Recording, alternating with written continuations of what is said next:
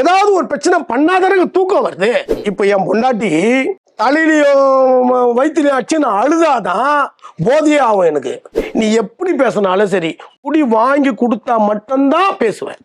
எப்படிலாம் ஏமாத்தலாம், எப்படிலாம் அடிச்சு புடுங்கலாம், எப்படிலாம் இந்த குடிக்கோசம் எவ்வளவு எல்லை மீறி போலாம். தூங்கி ஏந்தா குடிக்கணும், தூங்கி ஏந்தா துட்டு கேட்கணும், போதை ஏறுற வரைக்கும் குடிக்கணும், எங்கேயாவது உட்காந்துன்னு கதை பேசணும். எம்மா எம்மா எம்மா எம்மான்னு கத்திட்டு ஓடியாறேன். குடியால இந்த போதையால கண்ணுக்கு எதிர்க்க ரோட்ல ஆட்டக்கார ஆட்டிக்கிற அம்மா சாவுது. யாரோ 4 பேர் அம்மா தூக்கின்னு போறாங்க. நான் நின்று அதை பார்த்துன்னு இருக்கிறேன். இப்போ என் பொண்டாட்டியை நான் ஜெயிலில் பார்த்தா கல்யாணம் பண்ணிக்கினேன். எங்க வீட்டுக்காரர் பணம் எல்லாரையும் அடிச்சு கொண்டு 10,000 20,000 என் கையில எடுத்துட்டு வந்து கொடுத்துருக்காரு. நிறைய நகைங்க வாங்கி கொடுத்துருக்காரு. அப்பெல்லாம் நாங்க சந்தோஷமா இல்ல. கிட்டத்தட்ட ஒரு 12 போலீஸ் தேடுறாங்க நம்மள. என்ன தேடுறதுக்கு மட்டுமே டியூட்டி போட்டாங்க. ஒரு காலகட்டத்துக்கு அப்புறம் இந்த குடிக்கோசம் பிச்சை எடுக்கிற அளவுக்கு வந்தாச்சு. உங்க மணியை நீங்க எவ்வளவு லவ் பண்றீங்க? விழியாலே மொழி பேசும் காதல் புறாவே. சிரிடி இந்த இடத்துல நீ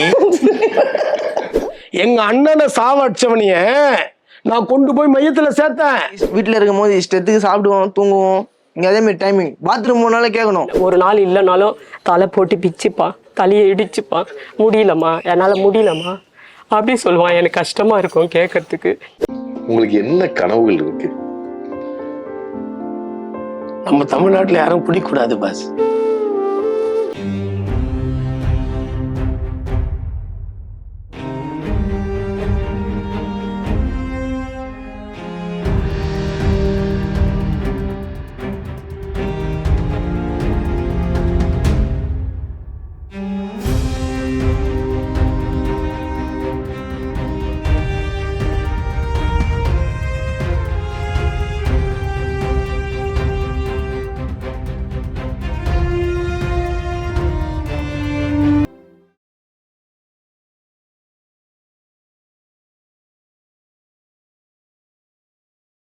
வணக்கம் ஃப்ரெண்ட்ஸ், நான் உங்க புகாரி.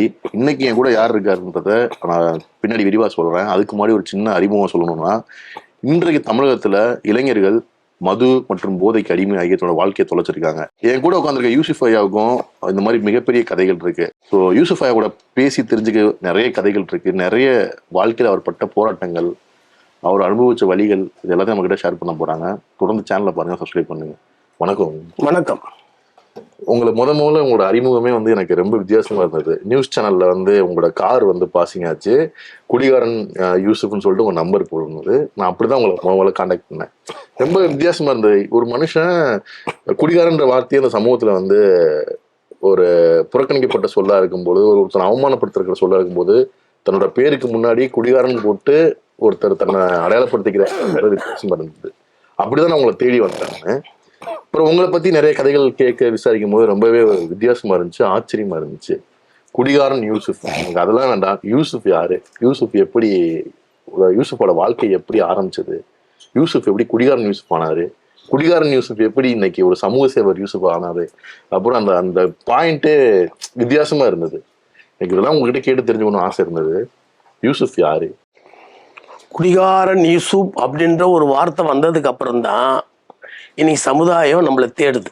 இந்த குடிகாரன் சொல்றதுல அன்னைக்கு நான் குடிச்சுன்னு இருக்கிற இந்த காலத்துல என்ன குடிகாரன் சொல்றதுக்கு யாருக்குமே தகுதி இல்லை, எனக்கும் அந்த தகுதி இல்லை. ஏன்னா நான் குடிச்சுன்னு இருக்கிற காலத்துல நான் குடிகாரன் சொல்றது கிடையாது. ஆனா நான் குடிச்சுன்னு இருந்தேன். நல்லா புரிஞ்சுக்கணும் நான் பேசுறத. குடிச்சுன்னு இருந்தேன், ஆனா குடிகாரன்றத நான் ஒத்துக்காம தான் குடிச்சுன்னு இருந்தேன். ஏன்னா நான் குடிகாரெல்லாம் யாருன்னு நான் முடிவு பண்ணி வச்சிருந்தேன். அப்போ நான் குடிக்கும் போது குடிகாரங்களாம் யாரு அதை நான் முடிவு பண்ணி வச்சிருந்தேன். யாரு குடிகாரங்களா? யார் முடிவு பண்ணி வச்சிருந்தேன்னா, இந்த மீன்பாடி வண்டி ஓட்டுறவங்க, இந்த ரிக்ஷா ஓட்டுறவங்க. அப்போ நான் குடிக்கிற காலத்துல ரிக்ஷா உண்டு. ரோட்ல பொண்டாட்டிய முடிய பிடிச்சி அடிக்கிறவன், ரோட்ல வாந்தி எடுக்கிறவன், எந்நேரமோ ஒயின் சாப்பாண்டியே இருக்கிறவன், இந்த அழுக்கு லுங்கி, அழுக்கு சட்டு, முடி வெட்டாம, தாடி சேவிங் பண்ணாம, கொள்ளாம ரோட்ல விழுந்து கண்டுக்குன்னு, முக்கியமான விஷயம், எந்த சருக்கு கொடுத்தாலும் அவன் மாத்தி குடிப்பான். இந்த சருக்கு தான் குடிக்கணும்லாம் கிடையாது, அவன் எந்த பிராந்தியை கொடுத்தாலும் குடிப்பான். ஸோ இவங்கெல்லாம் குடிகாரனுங்க. நான் குடிகாரன் கிடையாது. நான் என் வீட்டில் குடிக்கிறேன், எனக்கு ஒருத்தர் போய் வாங்கிட்டு வந்து தராரு. நான் எப்படி குடிகாரனா ஆவேன்? எனக்கு வேணும்னா நான் குடிக்கிறேன், வேணானா இல்லை, அப்பெல்லாம் கிடையாது. அப்போ குடிச்சுன்னு தான் இருப்பேன். ஆனால் எனக்கு நான் யாருக்கு தெரியாமல் குடிக்கிறேன்? நான் என்ன என் பொண்டாட்டி போட்டு அடிக்கிறேன்னா, இல்லை ரோட்டில் நான் வாந்தி எடுக்கிறேன்னா, இல்லை இந்த மாதிரி நான் சேவிங் பண்ணாமல் இருக்கேன்னா, துணி மாற்றாமல் இருக்கேன்னா, என்ன பண்ணாமல் இருக்கிறேன்? அன்னைக்கு முடிவு பண்ணதெல்லாம் இவங்க தான் குடிகாரனுங்க, நான் குடிகாரன் கிடையாது அப்படின்ற மாதிரி தான் அன்னைக்கு காலத்தில் நான் குடிச்சிட்டு இருந்தேன். ஒரு கட்டத்துக்கு அப்புறம் நீங்க குடிக்க ஆரம்பிச்சீங்க? நான் குடிக்க ஆரம்பிச்சது என்னங்க, என்ன ஒரு 14 வயசு இருக்குங்க. அப்போ வந்து பந்து சாராயம் எல்லாம் விற்கிற காலங்க அது. ஒயின் ஷாப்லாம் இப்ப கவர்மெண்ட் திறந்து, கவர்மெண்ட் இதுல ஒயின் ஷாப்ல குடிச்சதே இல்லையே. கவர்மெண்ட் எப்போ ஓபன் அதுல குடிச்சதே கிடையாதுல்ல. நாங்க குடிச்ச காலம்லாம் வந்து தனியார் ஒயின் ஷாப் தான். அப்போ பந்து சாராயம், பட்ட சாராயம், நாட் சருக்கு, உரம் வந்து கவர்மெண்ட்டே உரம் ஓபன் பண்ணி உர சாராயம் வந்து கவர்மெண்ட்டே திறந்து வச்சிருந்தாங்க. அதுக்கப்புறம் கல்லு திறந்து வச்சிருந்தாங்க. ஸோ அந்த காலத்தான அந்த குடி வாழ்க்கை. அந்த அப்பெல்லாம் வந்து மீடியா, செல்போன், அதுக்கு இதெல்லாம் ஒண்ணுமே கிடையாது இல்ல. அப்போ தானே ராஜா தானே மந்திரி, கேட்பார் மேப்பார் ஆளு கிடையாது. கேட்கறவங்களையும் கேட்காத அளவுக்கு ஆக்குறது. என்னன்னா அவங்கள நாக்கு அறுத்து ஊமையை ஆக்கல, அவ்வளவுதான். கண்ணை குத்தி கண்ணு தெரியாம ஆக்கல, அவ்வளவுதான். இது எல்லாமே செய்யாமே செஞ்ச மாதிரி ஆயிட்டாங்க வீட்டுல இருக்கிற குடும்பத்துல இருக்கிறவன். அந்த மாதிரியான குடி. நீ என்ன சொன்னாலும், நீ என்ன எது என்கிட்ட நீ ஃப்ரெண்டா இருந்து பேசினாலும் சரி, நீ எப்படி பேசினாலும் சரி, குடி வாங்கி கொடுத்தா மட்டும்தான் பேசுவேன்.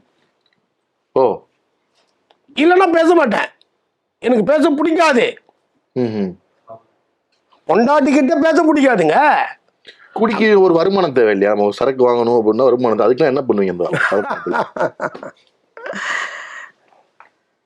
எப்படிலாம் ஏமாத்தலாம், எப்படிலாம் அடிச்சு புடுங்கலாம், எப்படிலாம் வந்து இந்த குடிக்கோசம் எவ்வளவு எல்லை மீறி போலாம், இது எல்லாமே செஞ்சதுதான்.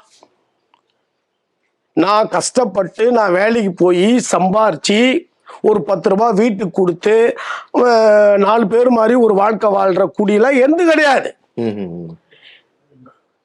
நிறைய பேர் இன்னைக்கு பாக்குறேன், நிறைய பேர் வேலைக்கு போறாங்க, மாச சம்பளம் வாங்குறாங்க, வாரம் சம்பளம் வாங்குறாங்க, கூலி வாங்குறாங்க, எல்லாம் வாங்குறாங்க. அதுல கொடுத்து அதுல வீட்டுக்கு பணம் கொடுக்காம அதுல போய் குடிச்சு எல்லா பசங்களும் நாசம் ஆகுறானுங்க. நாங்க குடிச்ச குடியெல்லாம் அப்படி இல்லவே இல்லைங்க. எனக்கு குடிக்கு எனக்கு கஷ்டமே கிடையாது. ஆனா ஒரு விஷயத்த நீ ரொம்ப முக்கியமா பார்க்கணும். குடிக்கு எந்த செலவும் பண்ணாம ஓசிலேயே சும்மாவே குடிச்ச யூசுப் பாய்னா, நானே இன்னைக்கு குடிய விட்டுணுன்ற நிலைமையில நான் வந்திருக்கிறேன். அப்படின்னா நீங்களாம் கஷ்டப்பட்டு சம்பாதிக்கிறீங்களே, நீங்க குடிய விடுறதுக்கு உங்களுக்கு எவ்வளவு டைம் வேணும்? நீ யோசிக்க வேணாம். சும்மா குடிக்கிற யூசுப்பே குடி வேணான்ட்டா, அப்ப சொத்தை மோசம் பண்ணிக்கிறோம். பொண்டாட்டி வேலைக்கு போறா, இன்னைக்கெல்லாம் கஷ்டப்பட்டு வந்து 10 ரூபாய் கொடுக்குறா, தான் குழந்தைய காப்பாத்துறது இல்லாம என்னைய சேர்த்து காப்பாத்துறா. இந்த வீட்டுக்கு நான் எந்த ஒரு சோசம் இல்லாம இருக்கிறேன், ஆனா இவ கஷ்டப்பட்டு வர துட்டுங்களை குடிச்சு கெஞ்சாச்சு கும்பாலம் போடுறேன்னு அப்படின்னு இன்னைக்கு இருக்கிற சின்ன பசங்க நினைக்க வேணாம். யூசுஃபோட அந்த இளமை காலங்கள் எப்படி இருந்தது? மோசமா இருந்ததுங்க. இல்ல இப்ப சொல்லும்போது மோசமா இருக்கு இல்லையா? அன்னைக்கு ஒரு கொண்டாட்டமான ஒரு மனநிலை ஜாலியா இருந்தது இல்ல. யாரு என்ன நினைக்கிறா, என்ன கர்மாந்திரம் எடுக்கிறான்னு தெரியாத. தான் குடிக்கணும், தான் சுத்தின்னு இருக்கணும், தூங்கி ஏந்தா குடிக்கணும், தூங்கி ஏந்தா துட்டு கேட்கணும், தூங்கி ஏந்தா குடிக்கணும், போதை ஏற வரைக்கும் குடிக்கணும், எங்கேயாவது உட்காந்துன்னு கதை பேசணும், போலீஸ் வந்தா ஓடணும். இதெல்லாம் 80கள்ல நடந்தது. 90 ஆயிடுச்சு. 90ல போலீஸ் வந்தா ஓடணும், எங்கேயாவது ஒரு வீட்டுல போய் மறைஞ்சிக்கணும். அப்புறம் இவங்க தேடிக்கிட்டு போனதுக்கு அப்புறம் மறுபடியும் வரணும், மறுபடியும் குடிக்கணும், மறுபடியும் போற வரவங்கிட்ட 10 ரூபா கொடு, 5 ரூபா கொடு, 100 ரூபா கொடு, 50 ரூபா கொடு அப்படின்னு கேட்கணும். இருக்கவன் தெரிஞ்சவன் கொடுப்பான், தெரியாதவன் ஏதாவது ஒன்று திட்டிட்டு போவான். அதை பத்தி கவலையே கிடையாது. ஒரு யூசுப் அன்னைக்கு 90கள் இருந்த மாதிரி இன்னைக்கு ஒரு பையன் அப்படி இருந்தானா, அவங்க வந்து சமூகத்துல வேற மாதிரி சூழல்களும் ஆட்படுற வாய்ப்புகள் இருந்திருக்கு. ஒரு திசை மாதிரி போய் ஒரு ரவுடிசமாவோ இதாவோ மாதிரி வாய்ப்பு இருக்கு. அந்த மாதிரி சூழல் உங்களை பயன்படுத்தின ஆட்கள் இருக்காங்களா? இருக்காங்க.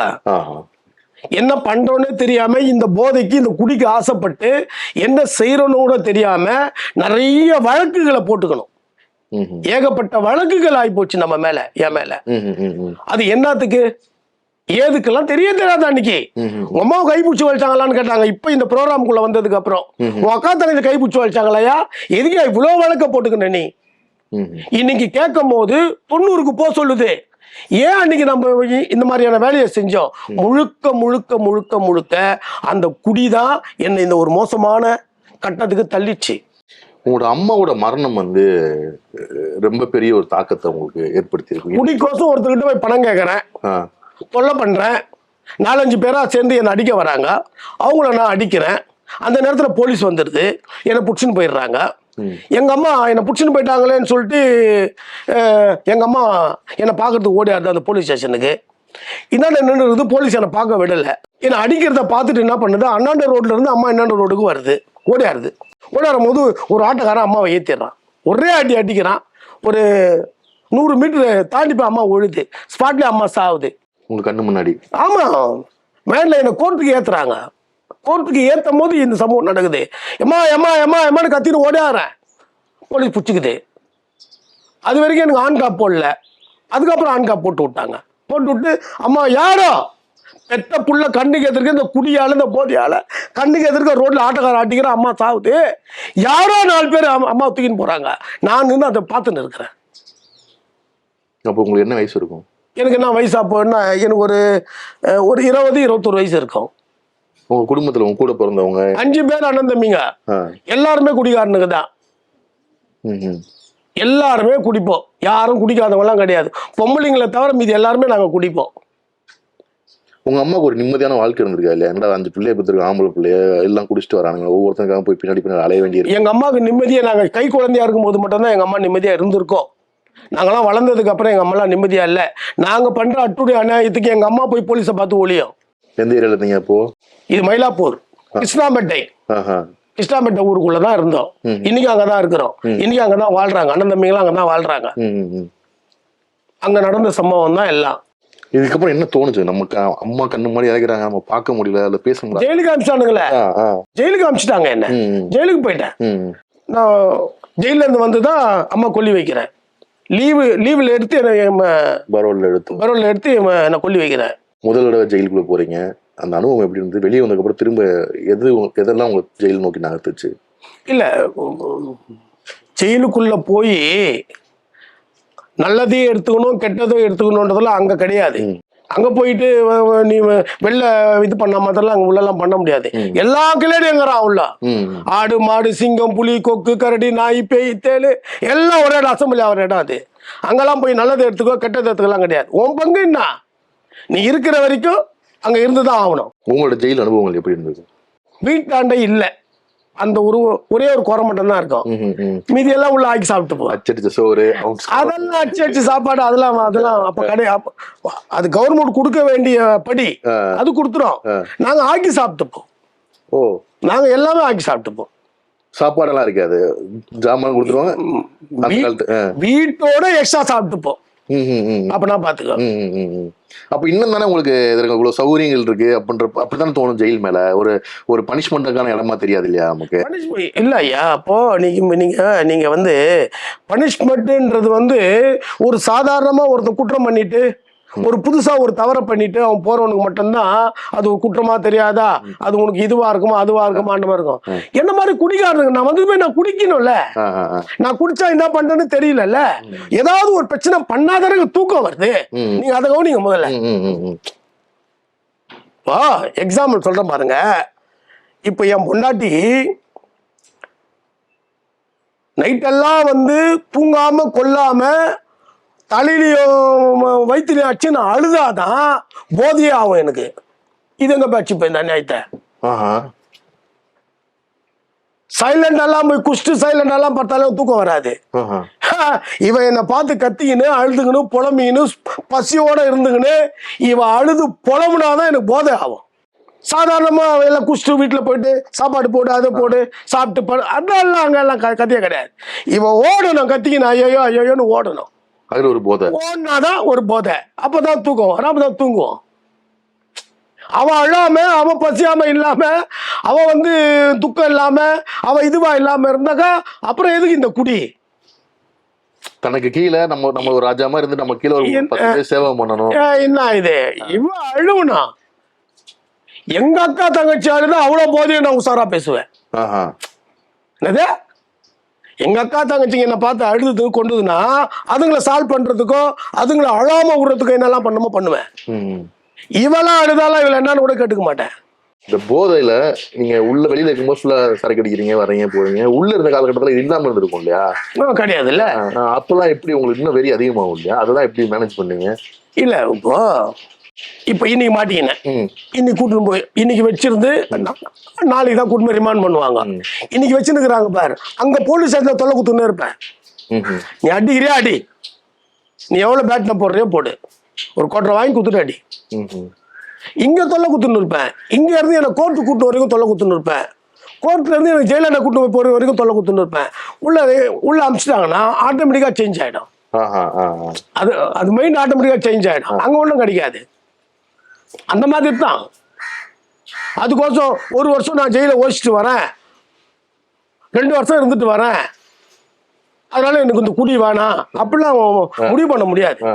வந்ததுமே குச்சாதான் வெளியே வந்துட்டோம், வெளியே வந்துட்டோமா நம்ம அப்படி. இப்படி ஃபர்ஸ்ட் ஒரு குடிகாரனா இந்த சொசைட்டில வந்து உங்களை அறிமுகப்படுத்திக்கிறீங்க. எப்படி அது ரவுடிசம் நோக்கி நகருச்சு? அப்போ வந்து சாராலாம் வித்துருந்த காலம் அது. அது நிறைய எங்கள் ஏரியாவில் நிறைய சாராயம் விற்றுந்த காலம். சாராயம் விற்கும் போது உங்களால் நிறைய செருக்கு ஓடுதா, எங்களால் நிறைய செருக்கு ஓடுதா, இந்த பக்கம் வரவங்களாம் அந்த பக்கம் வலிக்கிறீங்க, அந்த மாதிரி தொழில் போட்டி அந்த மாதிரி ஆச்சு. ஆண்டு தான் தொழில் போட்டி கூட ஏதோ நல்லதுக்கு தான் தொழில் போட்டி இல்லை, கெட்டதுக்கு தான் தொழில் போட்டி. அதில் நாசமாக போய் அதில் வீணா போனவன் தான் இந்த குடிகார யூசுப். கேள்விப்பட்ட உங்க அண்ணனோட மரணம் வந்து ஆமா ரொம்ப எதேச்சியா நடந்த ஒரு மரணம். அதுல வந்து அது உங்களுக்காக விரிக்கப்பட்ட ஒரு இவர் தான் அவரு. அது என்ன நடந்தது? அது இல்ல இந்த மாதிரி பிரச்சனையில தான் எப்படியாவது என்னை சாவடிச்சிடணும் அப்படின்ற மாதிரி எதிரில் இருக்கிற எதிர்பார்ட்டிக்கு இருந்தது. அப்போ இவங்க என்ன பண்றாங்கன்னாக்கா, நான் தான் அங்கே படுக்கிறேன்றது இவங்களுக்கு இன்ஃபார்ம் போகுது. இவங்க என்ன பண்றாங்கன்னா ஒரு 7 பேர் கொண்ட ஒரு டீம் என்ன பண்ணுது, என்னை வெட்டுறதுக்கு அப்போ வராங்க 90ல். அப்போ வராங்க. வரும்போது நான் என்ன பண்றேன், ஒரு 5 மணிக்கு நான் அங்கேருந்து எழுந்து வந்து நான் வீட்டுக்கு வந்துடுறேன். வீட்டுக்கு வந்து படுத்துறேன். எங்க அண்ணன் என்ன பண்றாரு, காலையில அவரு டீ சாப்பிட்றது வழக்கம். சரி என்ன பார்க்கறதுக்கோசம் மேலே வந்திருக்கிறாரு, இவங்க தான் பத்துனுக்கிறான் நான் பார்க்கலான்னு. சரி இவன் எங்கேயோ போயிருக்கிறான் வருவான்னு சொல்லிட்டு அவர் படுத்துருக்காரு. இவர் படுத்த ஒரு 10 நிமிஷம் என்ன ஒரு அரை மணி நேரத்துல நைட் நான் தூங்கல. எங்க அண்ணன் ஒரு அரை மணி நேரத்துலலாம் இவனுங்க மேலே ஏறி ஒரு 5 காலுகள் அண்ணனை எங்க வீட்டு மேலே தான் சாவச்சிட்டாங்க. உங்க சம்பவத்தை கேள்விப்பட்டு அல்லது அதுக்கப்புறம் நடந்த போது நீங்க உங்களோட மனம் என்ன இருந்தது? நீங்க என்ன பண்ணீங்க? எங்க அண்ணனா அன்னைக்கு நைட்டு அன்னைக்கு காலைல வெடிங்காத்தால ஒரு 4-5 பேர் 7 பேர் கொண்ட இவங்க எங்க அண்ணனை வெட்டினதுமே நாங்க ஒரு 6:30 மணிக்கெல்லாம் நாங்க ஒரு 3 பேரை வெட்டோம். அன்னைக்கு 6:30 6:07 அன்னைக்கு நடந்த சம்பவம் அது. ஸோ அதுக்கப்புறம் யூசுப் வந்து ரொம்ப வெளியில தெரிய ஆரம்பிச்சிருக்கீங்க, பெரிய பிரச்சனைகள் நடந்திருக்கும். நிறைய நடந்திருக்கு, நிறைய போயிருக்கு. என்னன்னோ நீ என்ன கேள்வி கேட்டாலும் எல்லாமே முற்றுப்புள்ளி இந்த குடிதான். தொடக்கமும் அதான், முடிவும் அதான்.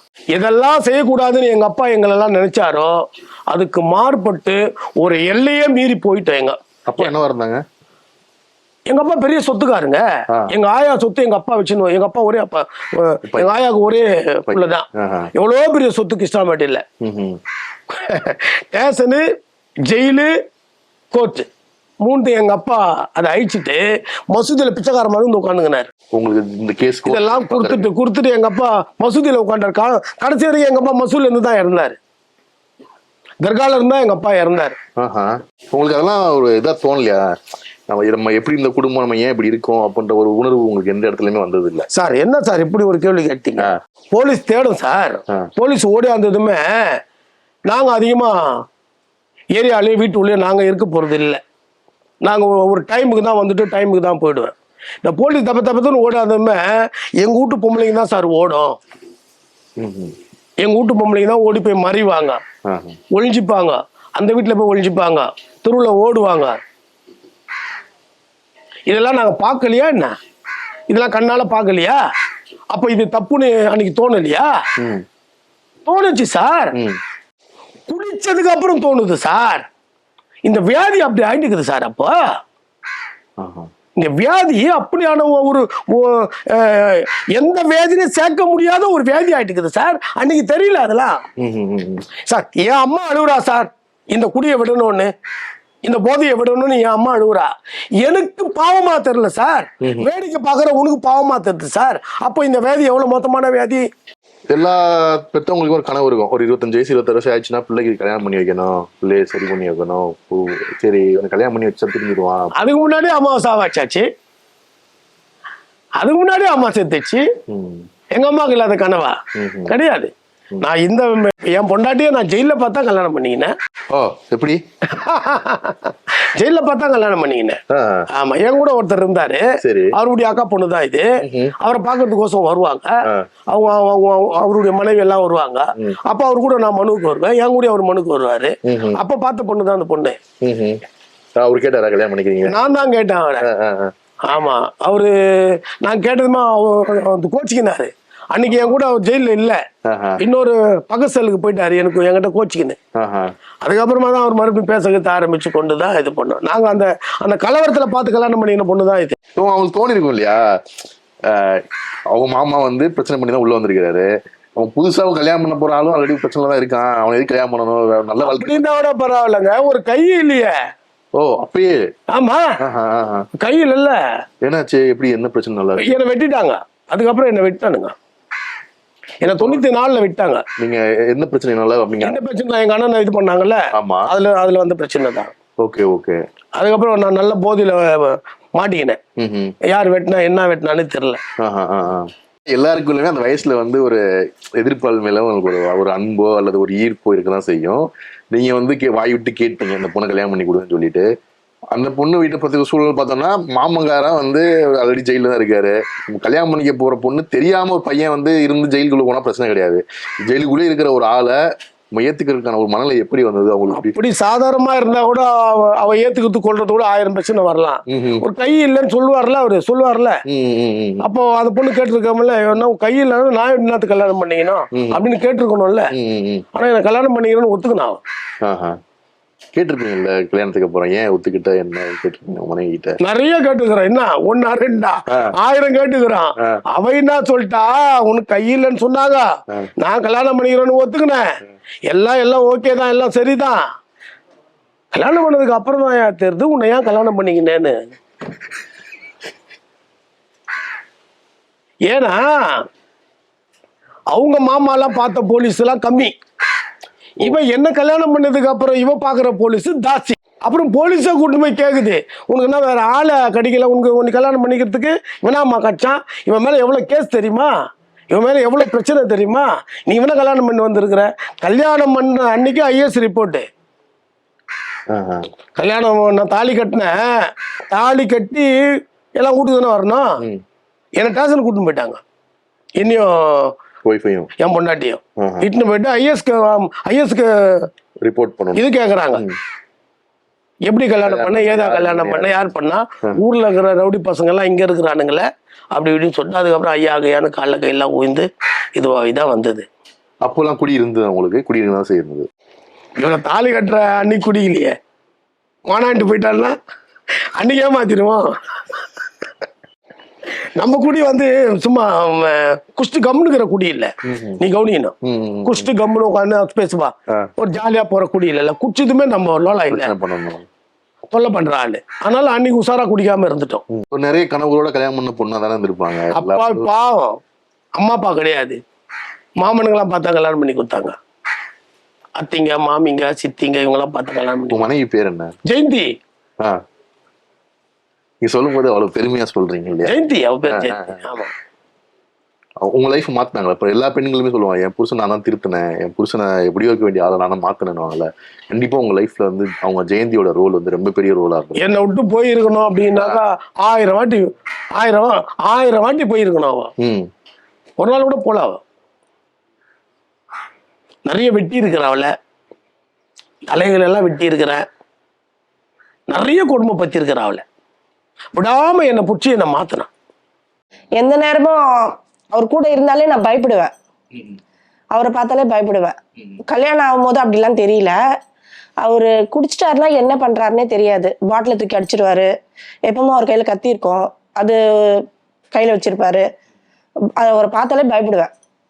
பயப்படாத மாதிரிதான் நான் இருந்துப்பேன், ஆனாலும் எனக்கு உள்ளுக்குள்ள பயம் இருந்துகிட்டே இருக்கும். ஏன்னா அவர் எந்த நேரத்துல என்ன செய்வாருன்னு தெரியாது.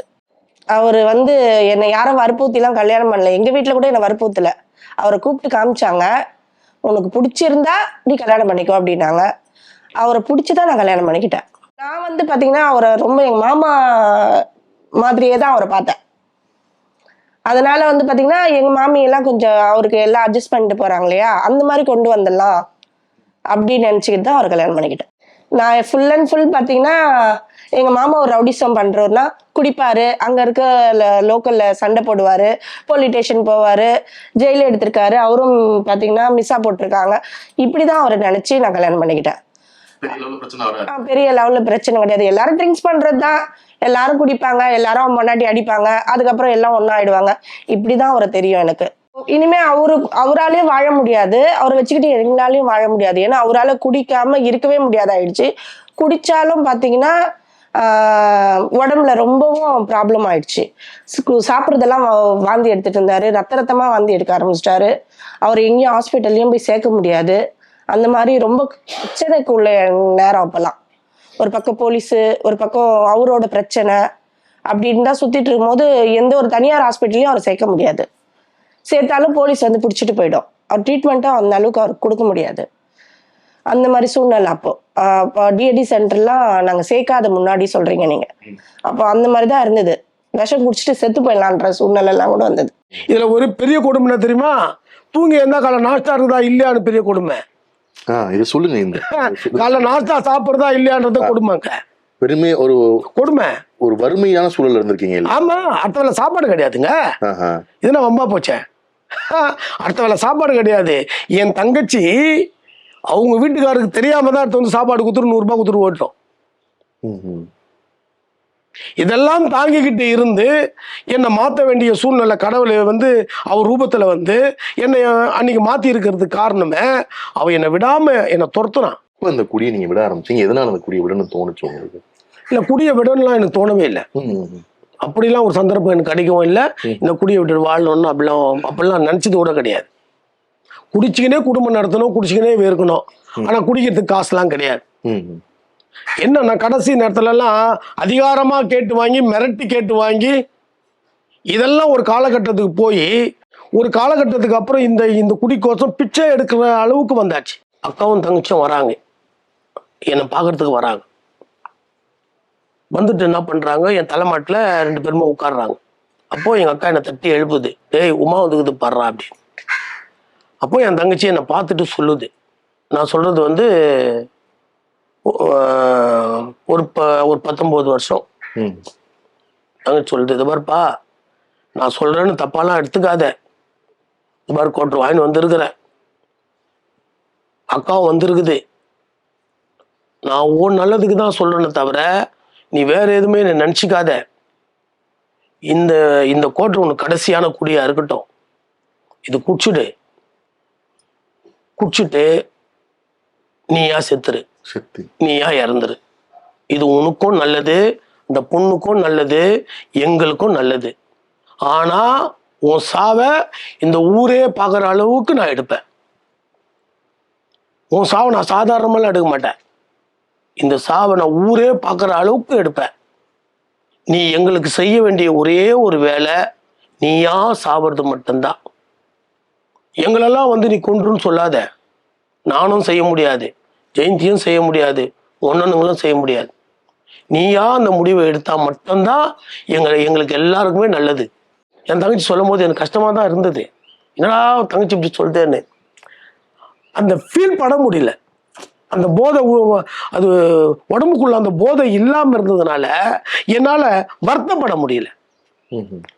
அது சொல்லினே இருக்கும்போது, அது அழுது இவங்கெல்லாம் அவங்க இது பண்ணினே இருக்கும்போது, இதை தாண்டி ஜெயந்தி கிட்ட சொல்றேன், ஜெயந்தி ஒரு கிளாஸ் எத்தனை வான்னு. அவள் காதிலே வாங்கிக்காம உட்காந்து இருக்கிறா. டக்குன்னு இருந்த அந்த கோட்டரை இருந்ததை பள்ளியிலே கழிச்சு ஓப்பன் பண்ணி கடன்னு பச்சை ஓப்பனாக குடிச்சிட்டு உட்காந்து இவங்க அழுது முடிச்சதுக்கு அப்புறம் நான் அழுறேன். அந்த காருக்கு உள்ள போனதுக்கு அப்புறம் நான் அழுறேன்.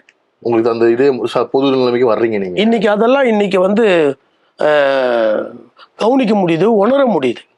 இன்னைக்கு என் தங்கச்சும் என் பொண்டாட்டியும் சேர்ந்து என்னை காப்பாற்றாம இருந்திருந்தாங்கன்னா 20 வருஷத்துக்கு முன்னாடியே என்னுடைய குடும்பம் அழிஞ்சு போயிட்டு இருக்கும், இல்லாம போயிட்டு இருக்கோம். ஒரே ஒருத்தனால தான், என்னால மட்டும்தான். 11 பேர் நாங்க குடும்பத்துல தினமும் சந்திக்கக்கூடிய ஆட்கள் நாங்க எங்க குடும்பத்துல 11 பேர். 11 பேர்ல நான் மட்டும்தான் அந்த குடும்பத்தை அடிச்சேன். எங்க வீட்டுக்காரர் வந்து பணம் எல்லாரையும் அடிச்சு கொண்டு 10,000 20,000 என் கையில எடுத்துட்டு வந்து கொடுத்துருக்காரு. நிறைய நகைங்க வாங்கி கொடுத்துருக்காரு. அப்பெல்லாம் நாங்க சந்தோஷமா இல்லை. எந்த நேரமும் பயம், எந்த நேரத்துல போலீஸ் வரும், எந்த நேரத்துல என்ன பிரச்சனை வரும். இந்த சாப்பாடு செஞ்சு வச்சு கூட அந்த சாப்பாடு நிம்மதியா சாப்பிட முடியாது. கிட்டத்தட்ட ஒரு 12 போலீஸ் தேடுறாங்க நம்மள. என்ன தேடுறதுக்கு மட்டுமே டியூட்டி போட்டாங்க. எல்லாம் மப்டியில தேடுறாங்க. வேற வழி இல்லை, லாக்கு, எல்லா இடமும் லாக்கு, எங்கேயுமே போக முடியல, வர முடியல. அதனால இவங்க என்ன பண்ணிட்டாங்கன்னா, இவனை குடிச்சுன்னு இருக்கிறான், இவனை வந்து ஒரு மையத்துல திரும்பி சேர்க்கணும்னு இவங்களாம் முடிவு பண்ணிக்கிறாங்க. என்னை ஊருக்கு அனுப்புற மாதிரி சொல்லி என்னை ஆட்டோல என்னை உட்கார வச்சு, மழைலாம் பெய்யல, நல்லா தான் இருக்குது. ஆட்டோ டாப்லாம் மூடிட்டு இங்க இருந்து என்ன கிட்டத்தட்ட மவுண்ட் ரோட தாண்டிட்டா போதும், ஏன்னா எந்த போலீஸும் பார்க்க முடியாது, போயிடலாம். ஏன்னா என்ன பண்றாங்க இவங்க, மவுண்ட் ரோடு வரைக்கும் என்னை டாப் போட்டு ஆட்டோவில் முடிச்சுன்னு இந்த பக்கம் 2 பேர் லேடிஸ், இந்த பக்கம் 2 லேடிஸ் என்னை உள்ளே போய் உட்கார வச்சு என்னை கூப்பிட்டு மவுண்ட் ரோடுக்கு போயிட்டு அங்கேருந்து நேராக ஜெமினி பிரிட்ஜி ஏறி அப்படி இந்த கோயம்பேடில் பூக்கடைக்காக போய் அங்கேருந்து இட்டுன்னு போகிறாங்க. 2 லேடிஸ் கூட்டின்னு போகிறாங்க என்ன மையத்துக்கு. அது ஒரு மையம் அங்கே, அந்த மையத்துக்கு கூட்டின்னு போகிறாங்க. போகும்போதே கேட்குறேன், சரக்கு வாங்கி கொடுத்துட்டு போ, நீ ஊருக்கு போறடா, உன்னை ஊரில் உன்னை பாதுகாக்க வைக்கிறோன்றாங்க. சரக்கு வாங்கி கொடு, நீ என்ன பண்ணாலும் எனக்கு தெரியாது, சரக்கு வாங்கி கொடு. அங்கங்கே இங்கெல்லாம் கேட்குறேன், அங்கங்கே பாதி கோட்ரு அப்பெல்லாம் பாதிலாம் கொடுப்பாங்க, பாதி கோட்ரு அங்கங்கே வாங்கி கொடுத்து என்ன மட்டி ஆக்கி கூட்டின்னு போகிறாங்க. அங்கே போனாக்கா நான் போதை தெரிஞ்சாதான் உள்ள அனுப்ப வேண்டுகிறார் அவரு. ஒன்றை உள்ள அனுப்ப மாட்டேன்ட்டுக்கிறார். அப்புறம் பேசிக்கிச்சு, அப்புறம் உள்ள அனுப்பிச்சாங்க. அதான் அந்த அந்த டைம், அந்த நேரம், அது எல்லாம் அங்கதான் கட்சிது. எத்தனை மாசமா வருஷமா இருந்தீங்க? 45 நாள் இருந்தேன். அதுக்குள்ள அவர் என்ன சொல்லிட்டாருன்னா, ஊர்பட்ட போலீஸ் ஃபோன் பண்ணி இங்கதான் தொல்லை பண்ணுகிறாங்க, இந்த ஆள் இருக்கிற பிரச்சனைக்கு இந்த ஆள் எங்க குடிக்காம இருக்க போறான், அவங்க கிட்ட எதை கேக்குறாங்க, துரத்தி விடுங்கன்ட்டாரு அந்த ஆஸ்பத்திரி ஓனர். அதுக்கப்புறம் என் சம்சாரம் எங்க தங்கச்சி எல்லாம் வந்தாங்க. வந்து என்ன கூப்பிட்டு நான் கூட்டிட்டு வந்துட்டாரு. எங்க தங்கச்சி ஒய்ஃபு கிட்ட சொன்னார், அவரு குடிக்காமலாம் இருக்க மாட்டாருமா, என்ன கொஞ்சம் பார்த்து குடிப்பாரு, பார்த்து வச்சுங்க போங்கன்னு தொத்திட்டாரு. யாருனாலும் அவங்க கைவிட்டா ஒண்ணும் இல்ல அப்படிதான். அப்புறம் எப்படிதான் அந்த மாற்றம் நிகழ்ந்துச்சு உங்களுக்கு? அங்கதான் நடந்தது. ஓ, 40 நாள் சரியாயிட்டீங்களா நீங்க? அங்கதான் வேண்டாம் பின்ன. ஆனா உங்களை அனுப்பும்போது அவர் அப்படிதான் சொல்றாரு, இல்லம்மா அப்படிதான் செய்வாரு. அவர் சொன்னாருங்க, அவர் சொன்னார். நம்முடைய ஆக்டிவிட்டிக்கு நம்முடைய நடத்தையெல்லாம் பார்த்து அவர் சொன்னாரு. பட் நம்ம தானே அந்த வைரேகத்தை எடுத்துன்னு வந்தோம். ஓகே, இப்ப வந்து குடியை விட்டுட்டீங்க, நல்ல வாழ்க்கை வாழ ஆரம்பிக்கிறீங்க. வருமானத்துக்கு என்ன பண்ணுவோம்? வருமானத்துக்கு என்ன பண்றோம் விடு, போலீஸ் எங்க சும்மா விட்டாங்க. நைட் ஆனா போய் டாஸ்ல பத்துக்கணும், காலையில 11 மணிக்கு மேல இன்ஸ்பெக்டர் வந்ததுக்குதான் அனுப்புவாரு. புரியுதா? அதுக்கப்புறம் வந்ததுக்கு அப்புறம் என்ன பண்ணாரு, அந்த இன்ஸ்பெக்டர் என்ன பண்ணாரு, கூப்பிட்டாரு, யோ வாயா எங்கன்னாரு. போய் நின்ன, கல்யாணம் ஆயிடுச்சு, நீயும் ஏதோ ஒரு 3 மாசமா ஏதோ பிரச்சனை இல்லாம இருக்கிற கொள்ற, நீ எப்படியே இருக்கிறன்றது நான் எப்படியா ஒத்துக்க முடியும்? நீ ஏதாவது நீ வேலைக்கு போறன்றது ஆதாரம் காமிச்சாதானே நான் சும்மா இருக்க முடியும். இன்ஸ்பெக்டர் தமிழ் செல்வன் அவர் பேர், இன்ஸ்பெக்டர் ஐயா பேரு. அப்புறம் ஏசி ஆயிட்டார் ஐயா. கேட்டார், நான் எந்த வேலையும் செய்ய முடியாது ஐயா. செய்ய முடியாதுன்னா பொண்டாட்டி எப்படி சோறு போடுவேன், நீ எப்படி நேர்மையா இருப்பேன்னு கேட்டார். இருக்குதாயா முடியாது, என்னையா பண்றது? சரி, நீ நாளைக்கு என்ன பண்ற, ஒரு 9 மணிக்கெல்லாம் ஸ்டேஷனுக்கு வாங்கினார். ஒரு திரும்ப ஸ்டேஷன் வாங்கிச்சு வாங்குறாரு, ஒரே தொல்லை. சரிங்க ஐயா வரேன் அப்படின்னு சொன்னேன். அப்புறம் காலையில நானும் என் கூட இருக்கிற பையனும் போனோம். போனதுக்கப்புறம் ஒரு 11 மணிக்கு வந்தார் ஐயா.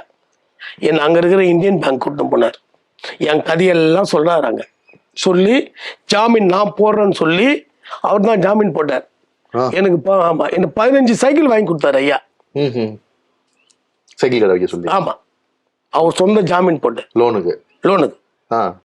ரோட்லயே, என் ஊர்லயே ரோட்ல பிளாட் படத்துல நான் கடை வச்சேன். அவர் இந்த பிளாட்ஃபார்ம்ல எல்லாம் உட்கார்ந்து இந்த மாதிரிலாம் செய்வாரா அப்படின்னு ஆச்சரியப்பட்டிருக்கேன். ஏன்னா பாத்தீங்கன்னா காத்தடிக்கிறதோ சைக்கிள் ஹவர்ஸ் விடுறதுலாம் 2 ரூபாய் 1 ரூபாய் தான். ஒரு நாளைக்கு 150 ரூபாய் வருமானம் வர்றதே பெரிய விஷயம். அந்த காசை எடுத்துட்டு வந்து எங்க கையில கொடுப்பாரு. ரொம்ப சந்தோஷமா இருக்கும், மன நிம்மதியா இருக்கும். காலையில டிஃபன் கிடையாது, மத்தியானம் ஒரு வேளை சாப்பாடு தான். ஒரு முட்டை வாங்கினா 2 பேரும் பாதி வச்சு சாப்பிடுவோம். ஒரு சமயம் அது கூட கிடைக்காது. நாங்க ஒரு சைக்கிள் கடைன்னு போட ஆரம்பிச்சது பாத்தீங்கன்னா, நீங்க தான் உங்க லைஃப் பாத்துக்கணும் அப்படின்ற மாதிரி எங்களை விட்டுட்டாங்க. அந்த மாதிரிதான் வாழ்ந்துட்டு இருந்தோம் நாங்க. இது இப்ப குடிச்சிட்டு இருக்கும் போது எப்படி இருக்கிறாரோ, குடிக்காம இருக்கும் போது ரொம்பவும் அன்பா இருப்பாரு. குடி அதிகமாயிடுச்சுனால அன்பா இருப்பாரு. அந்த குடி கிடைக்காத வேலைலாம் அந்த மாதிரி இருப்பாரு. மற்றபடி பாத்தீங்கன்னா அவரோட கேரக்டர் ரொம்ப சந்தோஷமா இருக்கிற கேரக்டர் தான். டிஏடி சென்டர்ல அவரை சேர்க்காம கொல்லாம இருந்திருந்தா அவரும் நானும் செத்து போயிட்டு இருப்போம். கண்டிப்பா செத்து போயிட்டு இருப்போம். அவர் கையால நான் செத்து போயிருப்பேன், இல்ல என் கையால அவர் செத்து போயிருப்பாரு. அந்த மாதிரி ஒரு சூழ்நிலை ஏற்பட்டிருக்கலாம். உன்னை புடி என்ன புடின்னு சொல்லிட்டு இன்னைக்கு 20 வருஷம் குடி இல்லாம உட்காந்துருக்குறேன். ரொம்ப சாதாரணமா சொல்றீங்க. 20 வருஷம் குடி இல்லாம இருக்கிறேன். ரொம்ப ஒரு வாழ்க்கையை வந்து கிட்டத்தட்ட நீங்க ஒரு சாவின் விளிம்புல இருந்து தான் வந்திருக்கீங்க. ஆமா, அங்கே சிரிச்சுட்டே உள்ளே பஸ் என்ன வேஷம் அது போட்டாச்சு, வேஷம் போட்டாச்சு, அப்ப நடிக்க மாட்டேன்னு சொன்னான்னு அர்த்தம். அங்கேயும் செத்துருப்பேன், ஜெயிலையா கும்பலா போய் உட்காந்துக்கணும். இவனுங்க வெட்டினானுங்க, செத்துட்டு தான் விட்டு போனானுங்க, சாவல உயிரோட வெட்டேன். இது ரெண்டுமே குடியால செத்துருக்கணும் நியாயமா. நானு அதுலயே தப்பிச்சு வந்துட்டேன். நானு உங்க மணியை நீங்க எவ்வளவு லவ் பண்றீங்க? இது அளவு இல்லைன்னு தானே சொல்ல முடியும். எவ்வளோன்னு கேட்டா நான் ஏதாவது அளவு சொல்ல முடியுமா என்ன? விழியாலே மொழி பேசும் காதல் புறாவே குக்கு குக்கு நீ பாடமா, நீயோ குக்கு குக்குன்னு பாடமா. சிரிடி இந்த இடத்துல நீ அம்பெடுத்து வேடன் உன்னை குறிபார்த்த போது கூட மௌனமாயிருந்ததே நம்மா, நீ மௌனமாயிருந்ததே நம்மா. கல்லெடுத்து வீசும்போது படபடன்னு நீ பறந்து பாடியது காதல் பாட்டம்மா. மனைவி அழுதாதான் எனக்கு போதை வரும்னு சொன்ன ஆளு நீங்க. ஆமா, சொன்ன ஆளு நீங்க. அந்த மாறினதுக்கு அப்புறம் உங்க மனைவி எப்படிலாம் நீங்க பாத்துக்கிட்டீங்கன்னு கேக்குறேன். இல்ல, ஒரு முக்கியமா நீ திருப்தி ஆகணும் அப்படின்னால ஒரே ஒரு வார்த்தையில் திருப்தி ஆயிடுவேன். என்னன்னாக்கா, அவ கூட உட்காந்து சாப்பிட்டேன், அவ கூட உட்காந்து சோறு துண்ணோம் இல்லையா, 2 பேருமே ஒண்ணு உட்காந்து சோறு துண்ணோம்ல, அது போதும். அதான் அதுக்கு முன்னாடி இந்த ஒரு சூழல் அமையவே இல்லை இல்லையே. பாவம், அவ எப்ப சாப்பிட்டான்னு தெரியாது, நான் சாப்பிட்டதே அவனுக்கு தெரியாது. சார், உணர்வு இல்லாத வாழ்க்கை தான் சார் அது. உணரலாம் முடியாது. அது உணரலாம் முடியாது. என் மனைவியை நான் உணர்ந்தா மட்டும்தான் நிஜம். அவங்க வீட்டுல இருக்கிறவங்க மட்டும்தான் அவளை பார்த்து பரிதாபப்படுவாங்க. நான் அதெல்லாம் பட மாட்டேன். யார் வீட்டுமே வந்தாங்க என் பொண்டாட்டி அவ்வளவுதான், இப்படிதான். பட் இன்னைக்கு வாழ்றது சொல்றியா? இன்னைக்கு அவ ஏதாச்சுமா ஏதாவது டிவியில பார்த்துட்டு இது நல்லா இருக்குது அது நல்லா இருக்குதுன்னு என்ன கேட்க மாட்டா. அவ சொன்னாலே போதும், அதை நான் வாங்கிட்டு போயிடுவேன். ஓகே, இப்ப வந்து குடியை விட்டுட்டீங்க, நல்ல வாழ்க்கை வாழ ஆரம்பிக்கிறீங்க. வருமானத்துக்கு என்ன பண்ணுவோம்? வருமானத்துக்கு என்ன பண்றோம் விடு. போலீஸ் எங்க சும்மா விட்டாங்க? நைட் ஆனா போய் டாச்சர்ல பத்துக்கணும். காலையில 11 மணிக்கு மேல இன்ஸ்பெக்டர் வந்ததுக்குதான் அனுப்புவாரு. புரியுதா? அதுக்கப்புறம் வந்ததுக்கு அப்புறம் என்ன பண்ணாரு, அந்த இன்ஸ்பெக்டர் என்ன பண்ணாரு, கூப்பிட்டாரு. யோ வாயா எங்கன்னாரு. போய் நின்ன. கல்யாணம் ஆயிடுச்சு, நீயும் ஏதோ ஒரு 3 மாசமா ஏதோ பிரச்சனை இல்லாம இருக்கிற கொள்ற, நீ இப்படியே இருக்கிறன்றது நான் எப்படியா ஒத்துக்க முடியும்? நீ ஏதாவது நீ வேலைக்கு போறன்றது ஆதாரம் காமிச்சாதானே நான் சும்மா இருக்க முடியும். இன்ஸ்பெக்டர் தமிழ் செல்வன் அவர் பேர், இன்ஸ்பெக்டர் ஐயா பேரு. அப்புறம் ஏசி ஆயிட்டார் ஐயா. கேட்டார், நான் எந்த வேலையும் செய்ய முடியாது ஐயா. செய்ய முடியாதுன்னா பொண்டாட்டி எப்படி சோறு போடுவேன், நீ எப்படி நேர்மையா இருப்பேன்னு கேட்டார். இருக்குதாயா முடியாது, நான் பண்றது. சரி, நீ நாளைக்கு என்ன பண்ற, ஒரு 9 மணிக்கெல்லாம் ஸ்டேஷனுக்கு வாங்கினார். ஒரு திரும்ப ஸ்டேஷனுக்கு வாங்கிச்சு வாங்குறாரு, ஒரே தொல்லை. சரிங்க ஐயா வரேன் அப்படின்னு சொன்னேன். அப்புறம் காலையில நானும் என் கூட இருக்கிற பையனும் போனோம். போனதுக்கப்புறம் ஒரு 11 மணிக்கு வந்தார் ஐயா. என்னை அங்கே இருக்கிற இந்தியன் பேங்க் கூட்டிட்டு போனார். என் கதையெல்லாம் சொல்றாங்க. சொல்லி ஜாமீன் நான் போடுறேன்னு சொல்லி அவர் தான் ஜாமீன் போட்டார். எனக்கு ஆமா, எனக்கு 15 சைக்கிள் வாங்கி கொடுத்தாரு ஐயா. சைக்கிள் கடை வைக்க சொல்லி? ஆமா, அவர் சொந்த ஜாமீன் போட்டு லோனுக்கு. அங்க ஜாமீன்தாரில் இருக்கிற சைக்கிள் கடைக்கு தான் போனோம். அங்க போய் தான் புது சைக்கிள்லாம் எடுத்தோம்.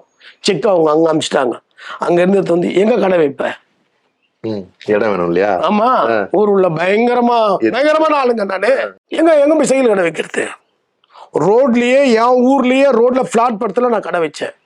நமக்கான பணத்துக்கு தேவைன்னு அடிச்சு போடுங்க, அது பண்ண இப்படி பண்ண சொல்லி ஒரு வாழ்க்கை வாழ்ந்துட்டீங்க. ஆமா, முதல்ல உழைச்சு சம்பாதிக்கிறோம், அது வருமானம் ரொம்ப கம்மியா இருந்திருக்கும். ஆமா, எப்படி இருந்துச்சு ஆனா மனசு ஒரு திருப்தி இருந்திருக்கும் இல்லையா? என் குடும்பத்துல வந்து என்ன நம்மந்து அந்த சைக்கிள்கள்ல உட்கார்ந்துட்டான். ஜெயந்தி என்ன நம்மந்து அந்த 5000 10,000 அதெல்லாம் அப்ப பெரிய துட்டு தெரியல, பெரிய துட்டு அதெல்லாம் கூட ஜெயந்தி என்கிட்ட இருந்து வாங்கியிருக்கிறா. அந்த சில்லற போடுற அந்த டப்பா தான் அங்க விற்போம், எல்லாம் சைக்கிள்கள் இருக்கும், பிளாஸ்டிக் டப்பா தூக்கி வச்சிருப்பாங்க அந்த டப்பா. அதுல வந்து எல்லாமே பாத்தீங்கன்னா 50 பைசா, 4 ரூபா, இதுதான் சில்லறைங்க தான். எல்லாம் சின்ன குழந்தைங்க தானே வந்து சைக்கிள் ஓட்டுறோம். அதை சாயந்தரம் 7 மணி 5:45 6க்குள்ளலாம் நான் ரெடி ஆகிடுவேன் நான் மீட்டிங் போகிறதுக்கு. எல்லா சைக்கிள்கள்லாம் எடுத்து போய் வச்சுட்டு அந்த சில்லறையை எடுத்துன்னு போய் அவன் கையில் கொடுத்துட்டு அவன் நம்ம கைக்கு ஒரு 10 ரூபா கையில் கொடுக்கும்போது அதில் இருக்கிற மிகப்பெரிய ஒரு தைரியம், ஒரு ஒரு தெம்பு, புருஷம் பொண்டாட்டி, இது எல்லாமே அந்த உணர வச்சது அந்த சில்லறை துட்டு தான். அன்றைக்கி அந்த சில்லறை துட்டு வந்து கஷ்டமாக இருந்தது, அதை பார்க்கறதுக்கு வந்து அது பெருசாக தோணல அன்னைக்கு. இன்னைக்கு அந்த துட்டு இன்னைக்கு 10 ரூபா சம்பாதிக்கும் போது அன்னைக்கு ஓடி 5000 10,000 20,000 தூக்கின்னு வந்து அவங்ககிட்ட தாலி அறுத்து வந்து கொடுத்த துட்டுங்கெல்லாம் கண்ணுக்கு தெரில. இந்த சில்லறையா திரும்ப அவ கையில் கொடுத்து அதை வச்சு அடுப்பத்தை வச்சு 2 பேருமே உட்காந்து சோறு துண்ண பாருனாங்க. எங்க வீட்டில் அவ சோறாக்கி 2 பேரும் தட்டை வச்சு 2 பேருமே சாப்பிட்டோம் பாரு சோறு. அந்த சாப்பாடு மட்டும்தான் நேர்மையான சாப்பாடு. 2 பேருமே நேர்மையாக உட்காந்து சாப்பிட்டோம், யாருக்கும் பயம் இல்லாமல் சாப்பிட்டோம். இன்னைக்கு நினைக்கும் போது அது ஒரு மாதிரியா தான் இருக்கும், எனக்கு ஒரு மாதிரியா தான் இருக்கும். அந்த சைக்கிள் கடை வச்சு அந்த சில்லறை அந்த பணம் தான் எங்களுக்கு சோறு போட்டுது. ஓகே, சைக்கிள் கடை இருந்தீங்க, இப்படி ஒரு மையமா மாறுச்சு. அந்த டாக்டர் எனக்கு நான் இருந்தேன் இல்லையா 40 நாள் அங்கே இருந்தேன் இல்லையா, இதே மாதிரி மையத்தில் தான் அங்கே இருந்தேன். அந்த ஐயா எனக்கு ரொம்ப பிடிச்சிச்சு. நான் ஆக்டிவிட்டிக்காக இருப்பேன், அடிக்கடி போவாங்க. போகும்போதெல்லாம் நானே ஒரே ஆள் சிங்கிளாக நானே பேசி ஒருத்தர் ரைட்டு போயிடுவேன். எங்கள் அண்ணனை சாவடிச்சவனைய நான் கொண்டு போய் மையத்தில் சேர்த்தேன். ரெக்கார்டு இருக்கு, அந்த மையத்தில் ரெக்கார்டு இருக்கு. மணிக்கணக்காக பேசி கீசி அவர் எப்படியோ தூக்கி ஆட்டோவில் உட்கார வச்சுடுவேன், உட்கார வச்சுட்டு போயிடுவேன், இட்டு போய் அங்கே எடுத்து சேர்த்துருவேன். அவர் இதையே பார்த்து என்ன பண்ணாரு, ஏன் பாய் இதை நீயே நடத்து, உனக்கு எல்லா இதுவும் இருக்கு, எல்லா திறமையும் இருக்கு, உண்மையா நடத்துனார். உண்மையா நடத்து பாய் சொல்றீங்களே, என்ன காரணம் உண்மையா நடத்து அப்படின்னா? நிறைய சண்டை அப்படிதான் இருக்கு பண்றாங்க. உண்மையா நடத்துனா என்ன தெரியுமா ஐயா அர்த்தம்? இவங்க என்கிட்ட அடக்கத்தில் இருக்காங்க, நான் தான் இதுக்கு எஜமா. நான் என்ன பண்ணாலும் இவங்க ஆமான்னு தான் சொல்லணும். அந்த என்ன பண்ணாலும் ஆமான்னு சொல்றேன் இல்லையா, அதுலதான் நியாயம் வச்சுன்னு செய்யன்றேன். ஃபர்ஸ்ட் டம்மு தான் அடிக்க ஆரம்பிச்சேன். சரக்குலாம் எனக்கு பிடிக்கவே பிடிக்காது. பசங்க கூட சேர்ந்து ஃபர்ஸ்ட் டம் அடிக்க ஆரம்பிச்சேன்.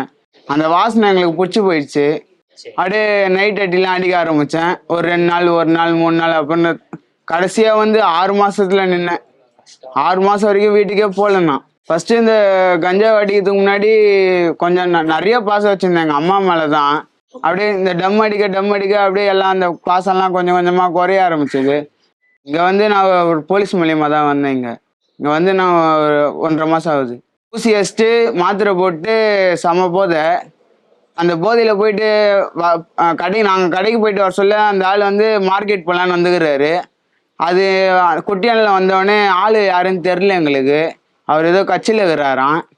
ஆள் யாருன்னு தெரியாம நாங்கள் என்ன பண்ணோம், ஸ்ட்ரெயிட்டாக எடுத்துன்னு வந்து அவங்க வண்டியா நிறுத்திட்டு என்னையான்னு கேட்டு நாங்கள் தான் ஆரம்பிச்சுக்கிறோம் சண்டையை.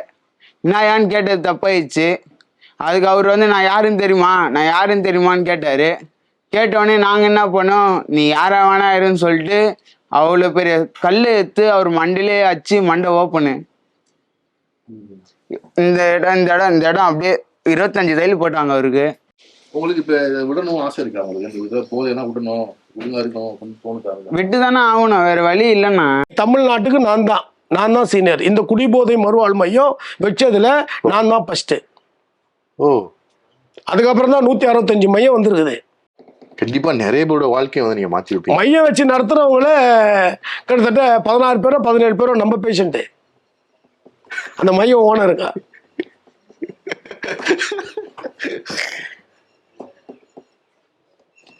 நம்மகிட்ட கோச்சிங் எடுத்துக்கு நம்ம கூட இருந்துட்டு போனவங்க தான். நம்மளுக்கு பேஷண்டா வந்தவங்க தான் இன்னைக்கு அவங்க ஒரு மையம் வச்சு நடத்துறாங்க. அம்மா பூ விற்கிறாங்க, அப்பா ஆட்டோ ஓட்டுறாப்புல, எல்லாம் ஃப்ரெண்டும் கூட வீடான பக்கத்துல பீடி கிடி அடிக்கிறது, கொஞ்சம் கொஞ்சமா அப்படியே சரக்கு கொஞ்சம் கொஞ்சமா அப்படியே மாறி போய் 2004 ஆச்சுன்னு இருக்கிறேன். அப்போனா ஒரு 14 வயசு 13 வயசு அப்படி இருக்கும். பாதி வாழ்க்கை ஜெயிலே போயிடுச்சு. 2010 ஜெயில எடுத்துன்னு வரேன். இன்னும் கூட கேச முடியல, கேஸுக்கு போயின்னு தான் இருக்கிறேன். சும்மா வச்சுன்னு போயிட்டேன். வீட்டில் தூக்கின்னு வந்தா டாஸ்னை தூக்கின்னு போயிட்டு இதுமாரி விசாரிக்கணும் சொல்லிட்டு என்ன ஒரு கேஸை போட்டு ரிமாண்ட் பண்ணுறானுங்க. அதுலேயே ஒரு பாதி வாழ்க்கை போயிடுச்சு. விடணும்னு ஆசை இருக்குது. வெளில போனால் மீட்டிங் அட்டன் பண்ண சொல்லுவாங்க. நம்ம மீட்டிங்னா ஒரு 4 மாதம் 5 மாதம் போவோம். திருப்பி பழைய மாரி பசங்களை அப்படியே விட்டுனா ஒரு 2 நாள் 3 நாள் போகாத இருந்ததுன்னா மைண்டு கொஞ்சம் இதுவாகிறதுனால அப்படியே செல்ஃபாகிறது தான். இப்போ குழந்தை பிறந்தா வயிற்றுலேருந்து வந்தால் புது குழந்தை எப்படி வருது, புது ஜென்மமாக ஆகிடும் டப்புன்னு. நம்ம இங்கேருந்து வெளில போனால் உலகமே நல்லா அதை எனக்கு சொல்ல வரல. எனக்கு ஒரு வாழ்க்கை புதுசாக இருக்கிற மாதிரி தெரியும். வெளிலலாம் கோளாராக இருப்பேன். பாதி இந்த சைடு இருக்காது, இந்த சைடு டை இருக்கும், இந்த சைடு இப்படி எங்கெல்லாம் கைத்தெல்லாம் அறுத்துன்னு இருப்பேன். டராக இருப்பேன். வெளிலலாம் என் கிட்ட வந்தா ஐயோ இவன் நான் மணிடா, இவன் கிட்டே போகக்கூடாரா, சிக்கன்டா அவன் அப்படின்னு வானுங்க. இப்போ வெளில 1.5 வருஷம் நான் குடிக்காத இருந்தேன். இல்லை மணி நல்ல பையன்டா, இந்த மாதிரி பையனை நான் பார்த்ததே இல்லடா அப்படின்றாங்க. தினசரி 18 வயசு கீழே உள்ள பசங்க கூட இன்னைக்கு வந்து போதையை வந்து ஒரு கெத்தாவோ வீரமாவோ நினைச்சு அதுல மூழ்கிட்டு இருக்காங்க. என்ன பண்ணணும்னு தெரியாம வாழ்க்கை அழகு போயிடும் பாஸ். கெஞ்சா ஒரு பையன் ஒரு 25 வயசு மதிக்கத்தக்க ஒரு பையன் கெஞ்சா யூஸ் பண்றானா அந்த பையனுடைய அழகு முதல்ல போயிடும். அழகா இருக்கிற பையன் அழகு இல்லாம போயிடுவான். இன்னொன்னு ஆண்மை இல்லாம போயிடுவான். அவனுக்கு 28 வயசுலயோ 30 வயசுலயோ அவனுக்கு திருமணம் பண்ணி கொடுத்தீங்கன்னா கண்டிப்பா அவனுக்கு குழந்தை பிறக்க கஷ்டம். அவனால குழந்தைய பெத்துக்க முடியாது. ஒரு பொண்ணு வாழ்க்கை அவன் கெடுக்கிறான்னு அர்த்தம். எனக்குலாம் லேட்டா 9 வருஷமா குழந்தை இல்லைங்க. அதுக்கோசம் நான் ஆம்பளை எல்லாம் போயிட்டேன்னா என்ன? நியாயமா சட்டப்படி நியாயமா குழந்தை இல்லைன்றது உண்மை தானே. அதுக்கப்புறம் தானே பெத்துக்கினேன். உடம்பு நான் தயார் பண்ணதுக்கு அப்புறம் தானே பெத்துக்கினேன். இது சொல்ல வரேன். ஒரு மதுவில கட்டுற தமிழ்நாடுங்கிற சாத்தியமா இங்க அப்படி ஆச்சுன்னா? ஏன்னா இங்க குடின்றத நீங்க சொல்றத பத்தி பார்த்தா இந்த மாதிரி தெரியாம குடிக்கிறது வேற. காலைல இருந்து நைட்டு பூரா வேலை பார்த்துட்டு உடல் அலுப்புல வந்து கொஞ்சம் குடிச்சு ஒரு தொழிலாளி குடிக்கிறான்றது வேற இல்லையா? அது முழுவதுமா சாத்தியமா? சாத்தியம்தான், என்ன இல்லைன்ற. நான் 20 வருஷத்துக்கு முன்னாடி நான் ஆல்கஹால் அண்ணா மிஸ் கூட்டத்துக்கு போகும்போது 60 பேர் இருந்தாங்க. இன்னைக்கு பாத்தீங்கன்னா 1 லட்சம் பேர் ஆயிட்டாங்க. இல்ல இந்த குடிக்கிறத வந்து எல்லாத்தையுமே பொதுமைப்படுத்த முடியாது இல்லையா? ஒருத்தன் காலைல இருந்து நைட் உடல் பாயிண்ட் நீங்க கவனிக்கல. நான் பேசுறத நீ கவனிக்கல. நான் முதல்ல இந்த ஆல்கஹால் சங்கத்துக்கு போகும்போது அன்னைக்கு 60 பேர் தான் இருந்தாங்க. அன்னைக்கு 60 பேர் குடிக்காம இருந்தாங்க. எல்லாம் சென்னைக்காரனுங்க தானே, எல்லாம் தமிழ்நாட்டை சேர்ந்தவங்க தானே. 60 பேர் குடிக்காம இருந்திருக்காங்களே. இன்னைய தேதியில 1 கோடி பேர் ஆயிட்டாங்க. இன்னைக்கு 2023 1 கோடி பேர் குடிக்காம இருக்காங்களே. என்னால ஆணித்தனமா ப்ரூவ் பண்ண முடியல. 1 கோடி பேர் இன்னைக்கு குடிக்காம 60 பேர் எங்க, 1 கோடி பேர் எங்க? மாறி இருக்கு ஐயா, மாறி இருக்கு சார். என்ன சார் மாறவே முடியாதுன்ற கேவலமான ஒரு குடிகாரன் யூசுப் மாறி உட்காந்துக்கிற எங்கச்சி மூளை கேக்குறேன். இப்பதான் விட்டீங்க, ஏன் திரும்ப குடிகாரன்றத வந்து பேருக்கு முன்னாடி அடையாளம் வச்சிருக்கீங்க? குடிக்கும் போது நம்ம முதல்ல பேசணும் அந்த கேள்வி. குடிக்கும் போது யார் குடிகார சொன்னா கோவாரான்னு சொல்லிட்டு இன்னைக்கு ஏன் குடிகாரன்றதை வந்து உங்க பேருக்கு முன்னாடி வச்சிருக்கீங்க? இதான் நிஜம். நான் குடிச்சிருந்த காலத்துல நான் குடிகாரன் இல்லைன்னு ஒத்துட்டு இருந்தேன். நான் இப்ப குடிக்காம இருக்கிறேன். நான் தான் குடிகாரன்னு ஒத்துக்கினேன். ஏன்னா நான் தானே குடியை நிப்பாட்டி இருக்கிறேன். என் குடியை நான் நிப்பாட்டி இருக்கிறேன் இல்லையா? நான் ஏன் நிப்பாட்டினா? எனக்கு அது பிரச்சனை இல்லைன்னாக்கா நான் குடிச்சுன்னு இருந்திருக்கலாம்ல. அப்போ எனக்கு பிரச்சனை தானே அது. அதனால யூசுப் எங்க அம்மா அப்பா வச்ச பேரு, அதுக்கு முன்னாடி வச்ச அந்த குடிகாரன்ற பேரு இந்த சமுதாயம் குத்துதோ இந்த உலகம் குத்துவதெல்லாம் கிடையாது. எனக்கு நானே குத்துக்கினேன் உண்மையான நிஜமான ஒரு பேரு. ஏன்னா எங்க அம்மாவும் எங்க அப்பாவும் என்ன தெரியுமா பேர் வச்சிருக்கணும்? துரோகின்னு பேர் வச்சிருக்கணும். பேர் வைக்கும் போது எனக்கு துரோகின்னு வச்சிருக்கணும். என்ன தப்பி தவறி சராசரியா எல்லாரும் அம்மாங்களும் வைக்கிற மாதிரி எல்லா அப்பாங்களும் வைக்கிற மாதிரி பேர் வச்சாங்க. ஆனா அந்த பேருக்கு உதந்தமானால் நான் கிடையாது. நான் துரோகி. எங்க அம்மாவுக்கு எங்க அப்பாவுக்கு என் குடும்பத்துக்கு செஞ்ச மிகப்பெரிய துரோகம் நான். இவங்கெல்லாம் என்னைக்கும் நல்லா இருந்திருக்கணும். இன்னைக்கும் கஷ்டப்பட்டு தான் இருக்குதுங்க எங்க வீட்டுல. அப்ப என் பேரு துரோகின்னு தான் வச்சிருக்கணும். யூசுப்னு வச்சிட்டாரு எங்க அப்பா.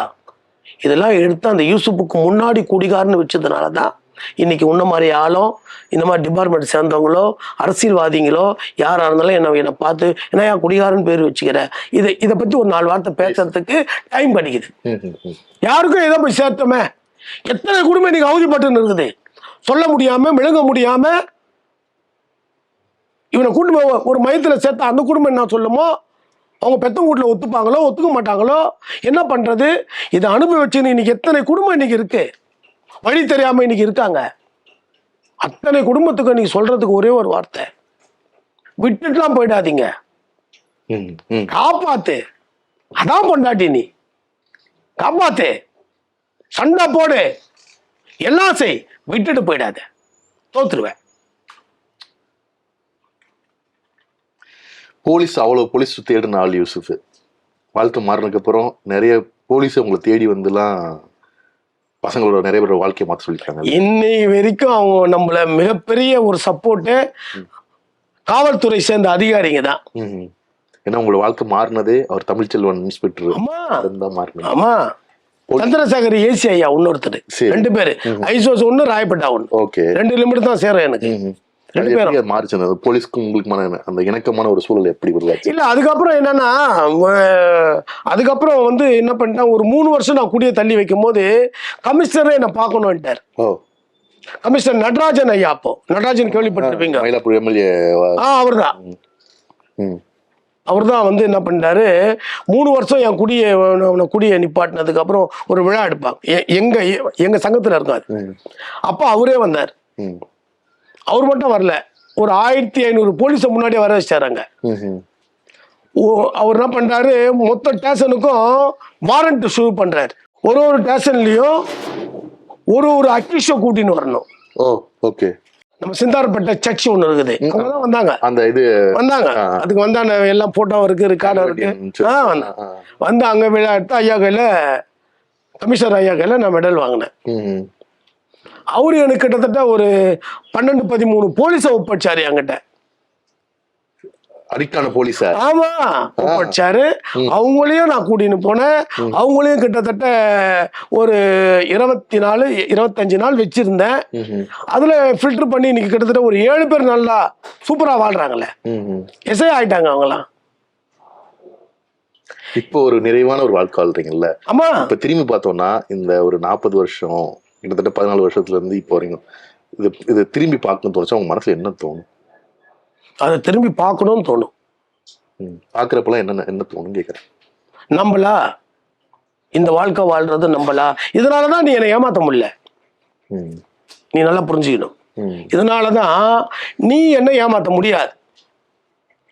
இப்படி குச்சேன் அப்படி குச்சேன் நீ எந்த காரணமும் என்கிட்ட சொல்ல முடியாது. எல்லா காரணத்துக்கும் சொந்தக்காரன் நானு. என்கிட்ட நீ எந்த காரணமும் சொல்லிட்டு என்ன நீ ஏமாத்த முடியாது. நீ படிச்ச ஸ்கூல்ல ஹெட் மாஸ்டர் தான். கண்டிப்பா ஐயா சொன்ன மாதிரி நிஜம் தான். அதனாலதான் நம்ம இங்க இருந்து அனுப்புற பேஷண்ட்டுங்களாம் இன்னைக்கு நல்ல ஒரு வாழ்க்கை வாழ்றாங்கன்றத ஒரு கௌரவமா சொல்ல முடியும். சின்ன பசங்களாம் சேர மாட்டேன், பெரிய பசங்க தான் சேருவேன். ஏன்னா வெளியெல்லாம் கூப்பிட்டு போங்க, ஏரியெல்லாம் குளிக்கலாம் அப்படின்ட்டு கூப்பிட்டு போகும்போது என்ன ஆச்சுன்னா, அவங்க கஞ்சா அடிப்பாங்க. எனக்கு கஞ்சான்னு தெரியாது. அப்போ பீடியில் அந்த மாதிரி போட்டு அடிப்பாங்க, எனக்கு தெரியாது கஞ்சா தான் அடிக்கிறாங்கன்ட்டு. சரி ஒரு நாள் நம்மளும் அடிக்கலாம், எனக்கு கொடுங்க அடி சொல்லிட்டு அவங்க சொன்னா, இப்போ வேணா இதெல்லாம் தொட்டா விட முடியாதுடா. இல்லை நான் ஒரு நாள் தானே அடிக்க போறேன், அடிச்சிட்டு நான் விட்டுருவேன் அப்படின்ட்டு ஒரு 2 வலி வலிச்சேன். எனக்கு அதுவே ஒரு மாதிரி ஆயிடுச்சு. என்ன இப்படி பண்ணுச்சு நம்மள, ஒரு மாதிரியா இருக்குதுன்ட்டு வந்துட்டேன். வீட்டுக்கு வந்துட்டு எனக்கு மறுநாள் அந்த கேக்குது, அந்த புகை எனக்கு கேக்குது. 3rd-லாம் உங்களுக்கு அடினா 4th ஸ்டாண்டர்ட்லாம் போகும்போது அதெல்லாம் ரொம்ப அடிக்ட் ஆக ஆரம்பிச்சிட்டேன். நான் என்ன பண்ணுவேன், ஏன்னா சண்டே வலிச்சுன்னு வந்து என்னாலே ஒரு 5-6 வீடு கிட்ட மாட்டாங்க வீட்டுல. எங்க போனாலும் எதனா போதையை பண்ணிட்டு வந்து சண்டே வலிச்சுன்னு வந்து விட்டுருவேன். எனக்கு அப்பெல்லாம் அதெல்லாம் எதுவுமே தெரியவே இல்லை, இதெல்லாம் பாதிப்பு அப்படின்ட்டு. ஒரு கெத்து, நம்ம தான்டா ஒரு ஹீரோ, வெட்டோண்டா நம்ம பெரிய ஆள்றா, நம்ம தான்டா அப்படின்ற மாதிரி எனக்கு தோணுச்சு. அப்பெல்லாம் கொஞ்சம் கூட யோசிக்கவே இல்லை. அந்த புத்தி, அந்த விளையாட்டு புத்தியா என்னன்னு தெரியல. அந்த போதைக்கோசரமே பசங்கள்லாம் யார் கூப்பிட்டாலும் போயிடுவேன். எதனா சண்டை கண்டன்னு கூப்பிட்டாலும் போயிடுவேன். துடுக்கா போய் நின்றுவேன், பண்றானா பண்ணிட்டு வந்துடுவேன். இன்ஜெக்ஷன் அதை பத்தி சொல்லிடுறேன். இன்ஜெக்ஷனுக்கு ரொம்ப அடிக்ட் ஆரம்பிச்சிட்டேன். நாளாவே எனக்கு வாங்கி அடிக்கிறது பத்தலை அப்படின்ட்டு அதே ஹோல்சேலில் வாங்கி விற்றா எப்படி இருக்கும், நல்லா நிறைய யூஸ் பண்ணலாமே, காசான மாதிரியும் இருக்கும், விற்ற மாதிரியும் இருக்கும், நம்மளுக்கு எல்லாமே வந்த மாதிரியும் இருக்கும் அப்படின்ட்டு இந்த மாதிரி பண்ண ஆரம்பித்தேன். வீட்டில் வந்து குப்பை மாதிரி இருக்கும். ஒரு பிஸ்கெட் சாப்பிட்டேன்னா தூக்கி போட்டுருவேன். எனக்கு நல்லா இல்லை, இது வேற பிஸ்கெட் எடுத்துப்பி. அந்த தூக்கி போட்ட பிஸ்கெட்டாவது இப்போ கிடைக்குமா அந்த அளவுக்கு ஏங்குறேன். வீட்டில் இருக்கும் போது இஷ்டத்துக்கு சாப்பிடுவோம், தூங்குவோம். இங்கே அதேமாதிரி டைமிங் பாத்ரூம் போனாலும் கேட்கணும். கேட்கலன்னா லீடர் கேட்பாரு, யாரை கேட்டு நீ ஏன்ச்சேன், எதுக்கு ஏன்ச்சேன், ஏன் பக்கத்தில் பேசக்கூடாது, நீ ஏன் பேசுன, எதுக்கு சிரிச்சேன், எல்லாத்துக்கும் என்னடா சுதந்திரமா சிரிக்க கூட கூடாதா. என்னோட இலக்கு நான் இதுக்கப்புறம் நான் போதை இல்லாமல் நல்லா வாழணும், என் வாழ்க்கையை நான் வாழணும்னு அந்த இலக்குக்கு நான் போகணும்னு நினைக்கிறேன். அது பிடிச்சின்னு கண்டிப்பா நல்லா ஒரு வாழ்க்கை வாழ்வேன் நான் நினைக்கிறேன். யாரும் இந்த குடி விட்டு வச்சிருக்குது? இவர் நல்லவரு, இவர் கெட்டவரு, இவர் பைத்தியக்காரன், இவர் பணக்காரு, இவர் ஏழை, இவர் வந்து படிச்சவரு, இவர் படிக்காதவரு, இவர் இந்த வேலை பார்க்கறவரு, அந்த வேலை அதெல்லாம் குடிக்கு தெரியாது. எல்லா விதமான ஆட்கள் தான் இந்த மையத்துல சிகிச்சை எடுக்கிறதுக்கு வந்துருக்குறாங்க. 20 வருஷமா வந்துருக்குறாங்க. 20 வருஷமா நான் எல்லாரும் எடுத்துன்னு தான் இருக்கிறேன், வச்சுன்னு தான் இருக்கிறேன். என்ன வயசு மினிமமா? என்ன வயசுல வர்றாங்க? 15 வயசு. 15 வயசு. என்கிட்ட ஒரு 6-7 வருஷத்துக்கு முன்னாடி ஒரு பையன் ஒருத்தன் தான். மொத்தத்திலே அவனுக்கு பாத்தீங்கன்னா 12 வயசு தான். 12 வயசுல அந்த பையன் கெட்டு குட்டிசாரா போயிடுச்சு. காரணம் அவங்க அப்பா குடிக்காரன். குடிச்சிட்டு அம்மாவும் தொல்லை பண்றது. இது அப்பவே இவனுக்கு வந்து கொஞ்சம் வந்து அவனுக்கு ஊறிடுது. அதுக்கப்புறம் அந்த பையன் 11 வயசு. 11 வயசுல குடிச்சிட்டு வராங்க. என்ன பண்ணுவேன்? அவனை எப்படியாவது ஒரு இடத்துல பாதுகாத்து ஆகணும். இல்ல அந்த பையன் நீ சமுதாயத்துக்கு எதிர்ப்பாயிடுவான். வளர சமுதாயத்துக்கு எதிர்ப்பாயிடுவான். அவனை நல்லாக்கி அமைச்சிருக்கிறோம். அவனை ஒரு காஞ்சிபுரத்துல எங்கேயோ ஒரு ஹாஸ்டல்ல சேர்த்துருக்காங்க. அந்த பையனை அங்க தங்கி தான் படிச்சுன்னு இருக்கிறான். ஓ, இப்போ படிச்சுட்டு இருக்கு. படிச்சுன்னு இருக்கு. நீங்க சொன்ன மாதிரி குடி யாரை பாக்குது? எல்லா மனுஷனும் ஒன்னா பாக்குறீங்க. ஆமா. படிச்சு ஒரு ஐடி கம்பெனில போறோம் குடிக்கதான் செய்யறாங்க. தினசரி ஒரு கூலி தொழிலாளர் போறோம் குடிக்கிறாங்க. ஆமா. உங்களுக்கு இதெல்லாம் பார்க்கும்போது என்ன தோணுது? நீங்க குடியெல்லாம் பார்த்த ஒரு ஆளு. ஆமா. என்ன தோணுது? ஏன் இல்ல இப்போ என்ன தோணுதுன்னு கேட்டதை விட என்னுடைய பார்வை நல்லா ஆனதுக்கு அப்புறம் தான் உன்னை பாக்குற பார்வை எனக்கு நல்லா இருக்கும். நான் விட்டுட்டேனே நீயும் விடுறான்னு தான் இங்க சொல்றோம். அதுக்கு சட்டப்படி சொல்றோம். சும்மா தெருவில் போறவங்களை கூப்பிட்டு சொல்றது இல்லை. சட்டப்படி ஒரு மையம் வச்சிருக்கிறோம். மையம் வந்து கவர்மெண்டால அங்கீகாரம் பெற்ற ஒரு மையம். கவர்மெண்ட் டாக்டர்கள், MSW, MS சைக்காலஜி, நர்ஸுங்க எல்லாம் என்னானாலும் ஒரு மையத்தில் இருக்கும். எல்லா விதமான கலந்து எல்லாருமே இது பண்றதுனாலதான் இன்னைக்கு ஒரு பேஷண்ட் உள்ள வராருனாக்கா அவரை 1.5 மாசத்துக்குள்ள அவர் ரெக்கவரி கொண்டு வரணும். 2000 கல்யாணம் ஆயிடுச்சு. எனக்கு மேரேஜ் ஆனோடனே திருப்பி குடிக்க ஆரம்பித்தேன். என் ஒய்ஃப் எவ்வளோ சொல்லிச்சு, இப்படியே குச்சின்னு இருந்தா ஒரு நாள் ஒன்று விட்டு நான் போயிடுவேன், எங்கேயாச்சும் கண்ணுக்கு மரவா ஓடி போயிடுவேன், அதுக்கப்புறம் நீ தான் அவஸ்தைப்படணும் அப்படின்னு சொல்லிச்சு. இப்படியே இருக்கும்போது என்ன ஆச்சு, ஒரு நாள் எங்கள் ஒய்ஃபை அடிச்சிட்டேன். சத்தியமூர்த்தி நகரில் போயிட்டு சருகு அடிச்சுட்டு வீட்டுக்கு வந்துட்டு பார்த்துன்னு இந்த ஒய்ஃபை காணோம். குழந்தைங்கள 2 பொண்ணும் வச்சு 2 பொண்ணு இருந்தது, 2 பொண்ணும் காணோம். தங்கச்சி என்ன பண்ணா, புயலில் ஒரு மையம் இருந்தது ரெடியூஸில், அங்கே பிடிச்சி கொடுத்துட்டான். என் தங்கச்சி பிடிச்சி கொடுத்துட்டு இருந்து ஒரு 4 மாதம் இருந்தேன். 4 மாதம் இருந்துட்டு வந்துட்டு குடி இல்லாத இருந்தேன். எங்கள் ஒய்ஃப் கண்டுபிடிக்க முடியல. 2 வருஷம் போயிடுச்சு. மீஞ்சி போய் 2 வருஷம் ஆச்சு குடியை விட்டு. நான் திருப்பி போயிட்டு திருவத்தூர் போலீஸ் ஸ்டேஷனில் ஒரு கம்ப்ளைண்ட் திருப்பி கொடுத்தேன். மீதி எங்கே போனாங்கன்னு தெரில சார், நான் குடி விட்டு 2 வருஷம் ஆகுது சார்ண்ணே. இல்லைப்பா, இத்தனை வருஷம் கழிச்சு வந்து கேட்குறியா, இன்ஸ்பெக்டர்லாம் மாறிட்டாங்கன்ட்டு. அப்புறம் என்ன பண்ணேன், கண்டுபிடிச்சி மீஞ்சூருக்கு போயிட்டேன். மீஞ்சூருக்கு போயிட்டு இறங்கிட்டு அங்கேருந்து மீஞ்சூரில் இருக்கிற ஹாஸ்டல் எல்லாத்தையும் சுற்றி பார்த்துட்டேன். எங்கே இல்லை. அப்புறமா ஒருத்தர் விசாரிச்சேன், இந்த மாரி வேறு எங்கன்னா லேடிஸ் ஹாஸ்டல் இருக்குதா. இல்லைப்பா, இங்கேருந்து நாகலூர் போ, நாகலூரில் ஒரு ஹாஸ்டல் இருக்குது லேடிஸ் ஹாஸ்டலு. அங்கே போனால் எங்கள் ஒய்ஃபு என் குழந்தைங்க இருக்குது. பார்த்துட்டு உடனே மனசு தம்பாச்சு. சரி பேசி ஈஸி நம்மளை அனுப்பிச்சிடுவாங்க, சேர்த்து வச்சுருவாங்கன்ட்டு அங்கே இருக்கிற MD போய் பார்த்தேன். சார் இதுமாரி நான் குடிச்சிட்டு இருந்தேன், இப்போ நான் குடியில்லாதான் சார் இருந்தேன், அமுச்சு வைங்க சார். எங்கள் ஒய்ஃப் கேட்டேன். அவன் என்ன பண்ணா, நான் பேசி அனுப்பி வைக்கிறேன்ப்பா அப்படின்னு சொன்னாரு. சாரி, உன் ஃபோன் நம்பர் கொடுப்பா, நான் அனுப்பிச்சி வைக்கிறேன்ப்பா என்று சொல்லிட்டு, நீ பாப்பா நான் பேசி அனுப்பி வைக்கிறேன், உன் கூட வந்தால் பயப்படுறாங்கப்பா, நான் பேசி உங்கள் மாமியார் கூட அனுப்பிச்சி வைக்கிறேன்னு அப்படின்னு சொல்லிட்டு இருந்தாங்க. என் கூட சேர்ந்து வாயிரியா வாழ மாட்டேன்னு கேட்டேன். நான் இப்போ குடியில்லா தானே இருக்குன்னு அன்பாக பேசி பார்த்தேன். உங்கள் வீட்டிலாம் வாழ மாட்டேன்டா, அதை விட நான் யாருன்னா வச்சுன்னு கூட போய் வாழ்ந்துப்பேன் அப்படின்னாங்க. என்ன பண்ணேன், பிளேடு எடுத்து மூஞ்சா அறுத்தேன், தொண்டை கொய்யா பூச்சி மூஞ்சா அறுத்தேன். அவங்க என்ன பண்ணாங்க, கீழே இப்படி கொஞ்சம் நாங்கள் முதுகில் இப்படி இருக்கு பெருசு மாரி போட்டு விட்டேன். அங்கே பிளேடு தண்ணியில் போட்டு நேராக திருவத்தூர் ரயில்வே ஸ்டேஷனுக்கு போயிட்டேன். நான் எங்கே போகல, இப்போ அதை திருவத்தூர் ரயில்வே ஸ்டேஷனுக்கு போயிட்டேன். இதுக்குள்ளேயே இப்போ இங்க வந்து பார்த்துட்டு இந்த மழத்துல வந்து பார்த்துட்டாங்கன்னா நிறைய உணர்வுகள் கிடைக்கும். ஏன்னா நான் இருந்த சென்ட் 2002 வந்துட்டு அங்க வேற மாதிரி. ஏன்னா அந்த அளவுக்குலாம் இதுவும் இல்லை அங்க. அப்ப இருந்தது ரொம்ப ஃப்ரீடமா இருந்தது. ஆனா இங்க வந்துட்டு ஒன்னொன்னு நுணுக்கம். என்ன மாதிரியான சிகிச்சை முறைகள் என்ன காலையில அவரை 5:30 மணிக்கெல்லாம் எழுப்பி விட்டுறீங்க? இங்க எழுப்பிடுவோம். 5:30க்கு அவர் எழுந்துடணும். 5:30 எழுந்தாருன்னா 6:30 கிளாஸ் உட்காரணும். காலையில நான் சொல்லுறேன் 6:30 கிளாஸ் உட்காரணும். இந்த குடிய பத்தி தான் 6:30க்கு அந்த கிளாஸ் எடுப்பாங்க. கதையா சொல்றது, பாட்டா சொல்றது, எந்தெந்த விதமா போய் உனக்கு 50 பேர் உட்காந்துக்கிறான், 30 பேர் உட்காந்துக்கிறான், 20 பேர் உட்காந்துக்கிறான். 20 பேருக்குமே ஒரே எண்ணம் இருக்காது. 20 பேருக்கும் வேற வேற எண்ணம் இருக்கும். இந்த 20 பேருக்குமே சொல்லும் போது 20 பேருக்குமே இப்ப ரீச் ஆகணும். நான் குடிய விடுறதுக்கு எனக்கு விருப்பம் இருக்கணும். அந்த விருப்பத்தை நான் எப்படி பயன்படுத்துறது வழி தெரியாம இருப்பேன். எனக்கு திரும்ப திரும்ப குடிக்க சந்தர்ப்ப கட்சின்னு இருக்கும். நான் போய் குடிச்சிடுவேன். அந்த விருப்பத்தை, அந்த சந்தர்ப்பத்தை இங்க உனக்கு பாதுகாத்து தரேன். நீ குடிய விட்டா இதெல்லாம் உண்மை. நீ திரும்ப குடிச்சிட்டே இருந்தீன்னா இதெல்லாம் உண்மை. உண்மைன்றது உண்மைதானே? எப்பவுமே உண்மைதான். எப்ப இருந்தாலும் உண்மைதான். பொய் வந்து எப்பவுமே அது பொய் தான். ஏன்னா பொய் சொல்லும் போது தான் ரொம்ப ஜாக்கிரதையா சொல்லணும். உங்ககிட்ட ஒரு பொய் சொல்லியிருப்பேன், அவர்கிட்ட ஒரு பொய் சொல்லியிருப்பேன், அவர்கிட்ட ஒரு பொய் சொல்லியிருப்பேன். 3 பேருமே ஒன்னா இருக்கும் போது அப்ப சொல்ற பொய் ஒன்னா இருக்கும், பிரச்சனை ஆயிடும்ல அது. அதனால உண்மை எப்பவுமே உண்மைதான். நிறைய மையங்கள்ல வந்து அடிக்கிறது, அவங்க கொடுமைப்படுத்துறது, இந்த மாதிரி விஷயங்கள் நடந்துட்டு ஒரு காலத்துல இருந்தது ஐயா. ஒரு காலத்துல இருந்தது உண்மைதான். வேற அப்பெல்லாம் வந்து லைசன்ஸ் கிடையாது, கவர்மெண்ட் அங்கீகாரம் கிடையாது. தன்னை எங்களை பாதுகாத்துக்கிறதுக்கு நாங்க அந்த மாதிரி மையம் நடத்தினோம். உங்களுக்கு மேல தாக்குதல் நடக்கும். ஒரு காலம் நான் சொல்றது எப்படின்னா ஒரு 10 வருஷத்துக்கு முன்னாடி, 10 வருஷத்துக்கு முன்னாடி திடீர்னு இவங்க என்ன பண்ணிருவாங்கன்னா, அந்த அந்த போதையுடைய தரம் என்ன ஆகும்னா, போதை எடுக்க சொல்லும். அப்போ இவங்க இந்த போதை எடுத்தவங்க எடுக்காம உட்காந்துக்கிறாங்க உள்ள. இவங்க என்ன பண்ணுவாங்கன்னா கும்பிட்டு சேர்ந்துப்பாங்க. கும்பிட்டு சேர்ந்து என்ன பண்ணுவாங்க, நம்மளை தாக்குறதுக்கு முயற்சி பண்ணுவாங்க.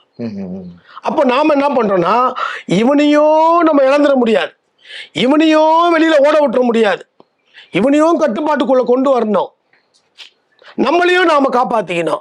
அதுக்கோசரம் நம்ம என்ன பண்ணா, அதை தடுப்பதற்கு தான் இந்த அவஸ்தை வருமே தவிர மத்தபடி அவனை அடிக்கணும்னு அவன் வீட்டுல சொல்லி தரலையே. அச்சா அவர் தெரிஞ்சிருவாரா? இன்னும் மேல கோபம் தான் வரான். நான் பேசுறது மட்டும்தான் அவனுக்கு கேட்கணும் காதுல. எங்க டாக்டர் ஐயா கொடுக்குற மாத்திரை மட்டும்தான் நான் என் பேச்ச கேட்க வைக்கணும். நான் போடுற சாப்பாடு அவனுக்கு உணவா இருக்கணும், நான் போடுற குழம்பு அவனுக்கு ஊத்துறது ருசியா இருக்கணும், நான் அணுகுமுறை உனக்கு நல்லா இருக்கணும். என்னுடைய அணுகுமுறையை வச்சுதான் நீ நல்லா இருக்கிறதா இல்லையான்னு முடிவு பண்ணும். என்ன அவன் ஏத்துக்கிறாங்கன்னா உன்னை அவன் ஏத்துப்பான். இதுக்குதான் நான் நைட்ல காலைல இருந்து நைட்டு வரைக்கும் கஷ்டப்பட்டு போய் படுகிறேன்.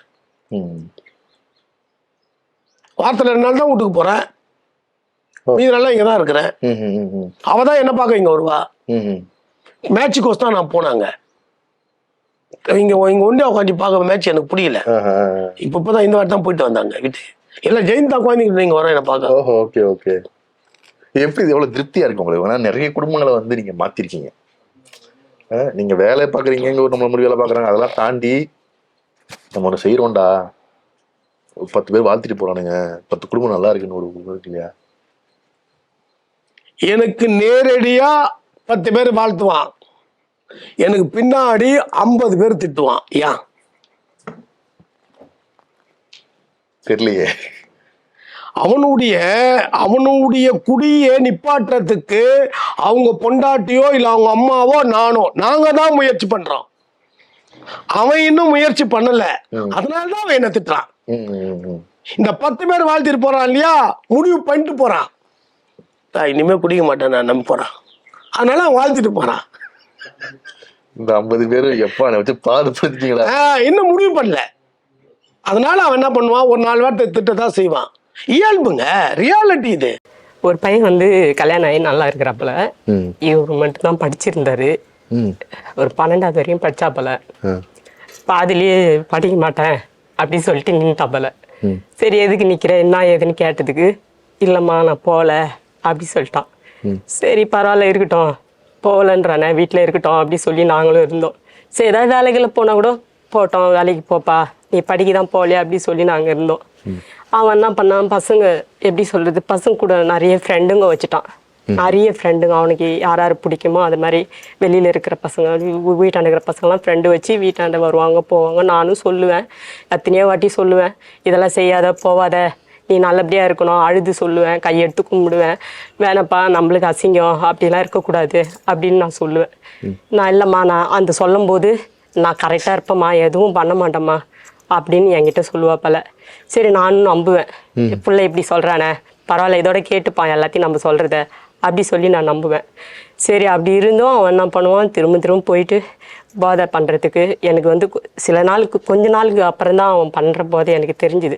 நான் வேலைக்கு போவேன், பெருகிற வேலைக்கு போய் சேர்ந்து நிற்கிறேன் ஆலந்தூரில்.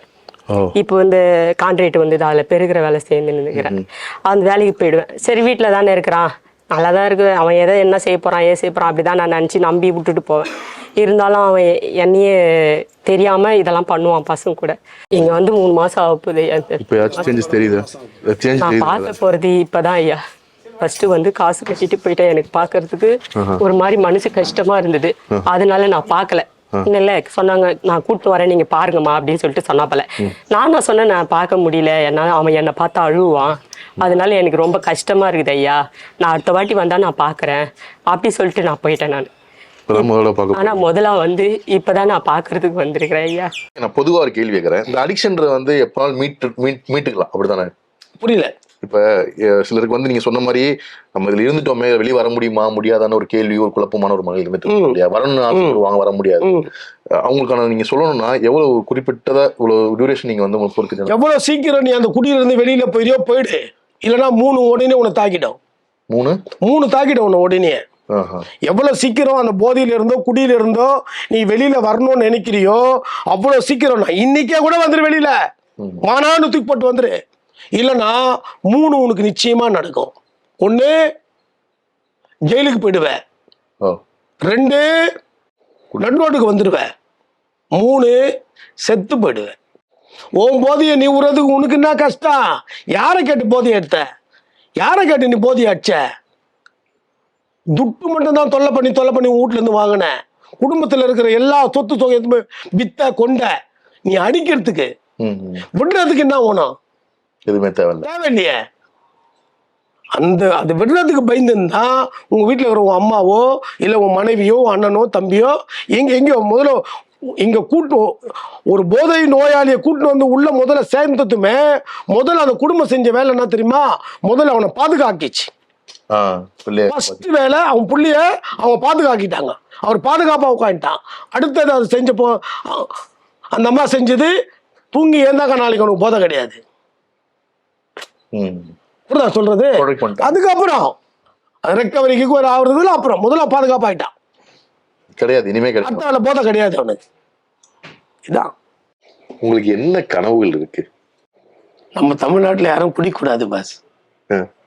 நம்ம தமிழ்நாட்டுல யாரும் குடிக்காம இருக்கணும், அதுக்கு எல்லாரும் முயற்சி பண்ணணும். இந்த போதையை மொத்தமா ஒழிக்கணும். தேங்க்யூ. ரொம்ப நன்றி. நன்றி ஐயா, நன்றி ஐயா, நன்றி.